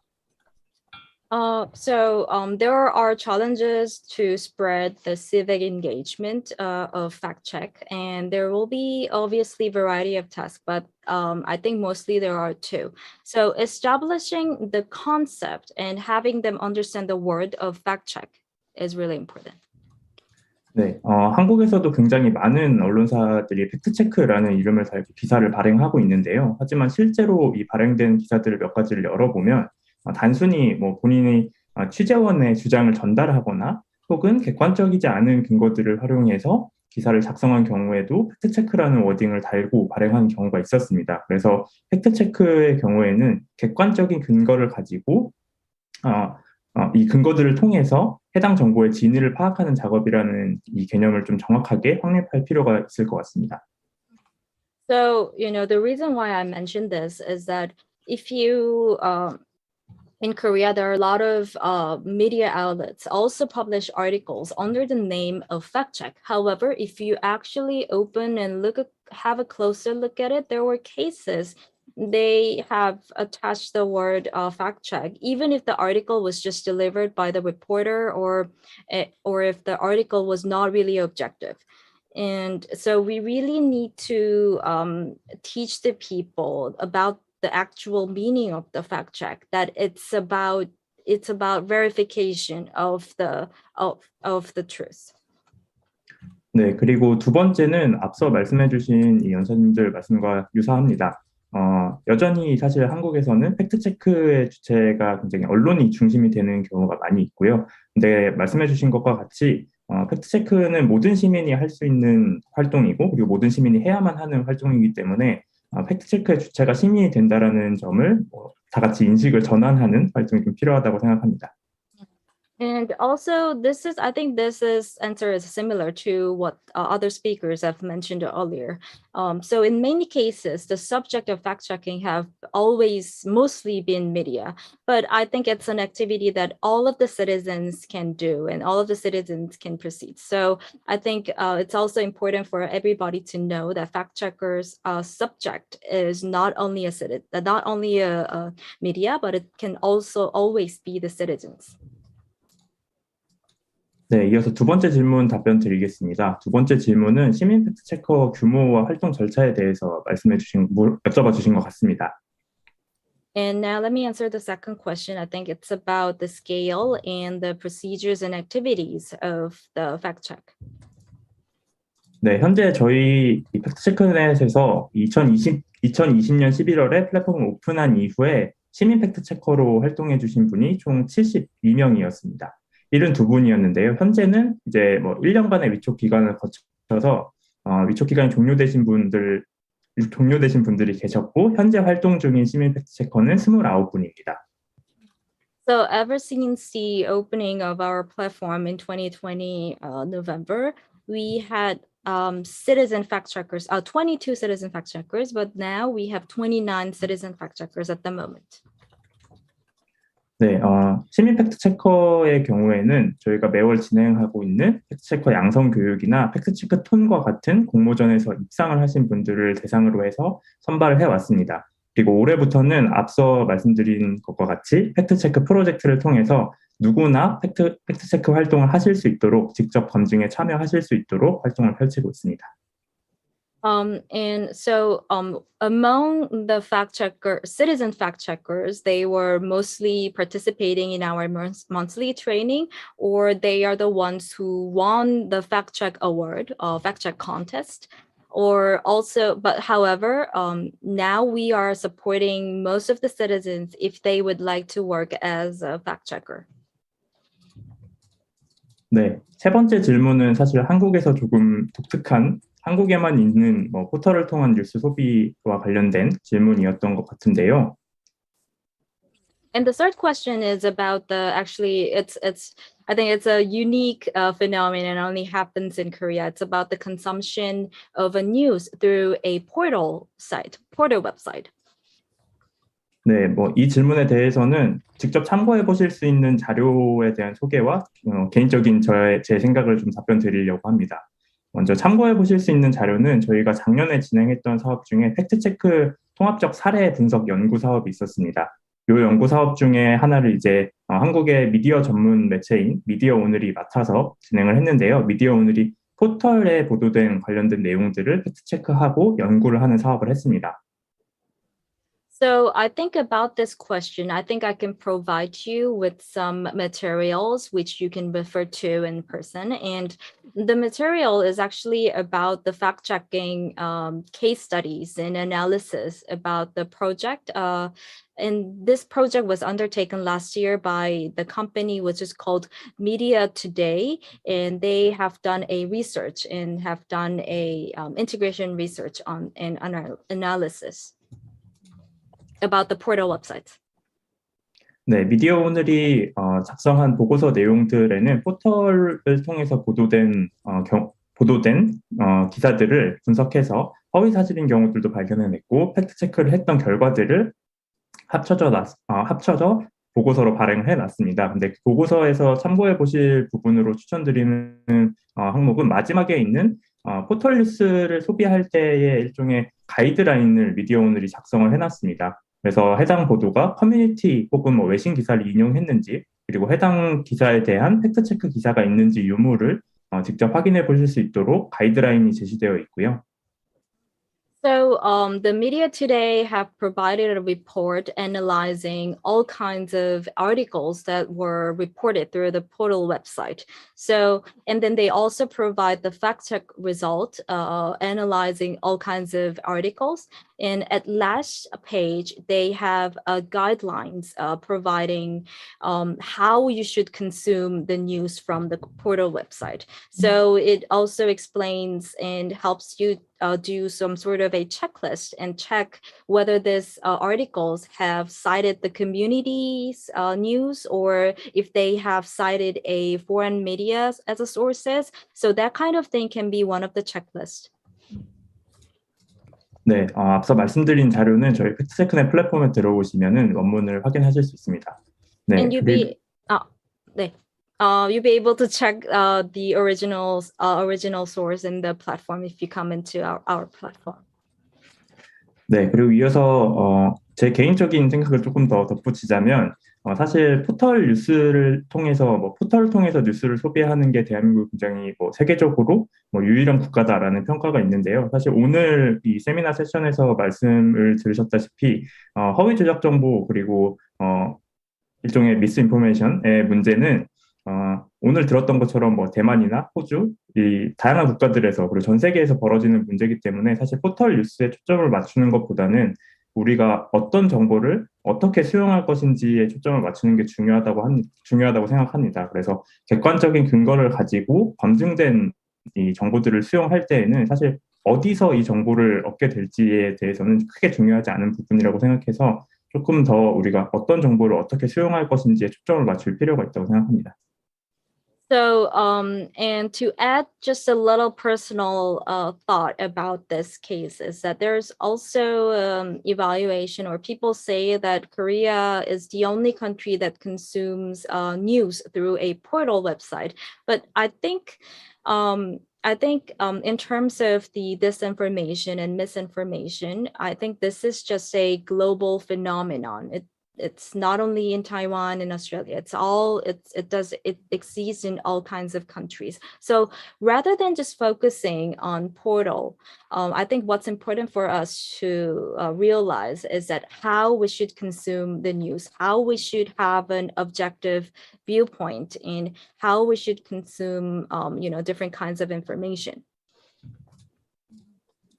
네, 감사합니다. 마지막 의견까지 오늘 이렇게 발표하고 토론까지 장시간 참여해 주셔서 통역해 주셔서 감사합니다. 저도 많이 배웠고 또 이 3국의 사례에 항상 관심 갖고 응원하도록 하겠습니다.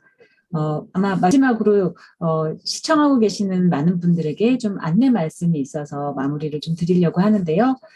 이런 허위 조작 정보 대응과 또 팩트체크 활성화하는 건 전 세계 우리의 과제인 것 같습니다. 오늘 이렇게 대만, 호주, 한국 3국에 대한 대응 사례들을 좀 돌아보면서 현재 우리가 무엇을 하고 있고 앞으로 또 무엇을 더 해야 되는지에 대한 역할에 대해서 많이 생각해 볼 수 있는 그런 자리가 또 되었다고 생각하고 앞으로 많은 과제를 또 얻지 않았나 싶습니다.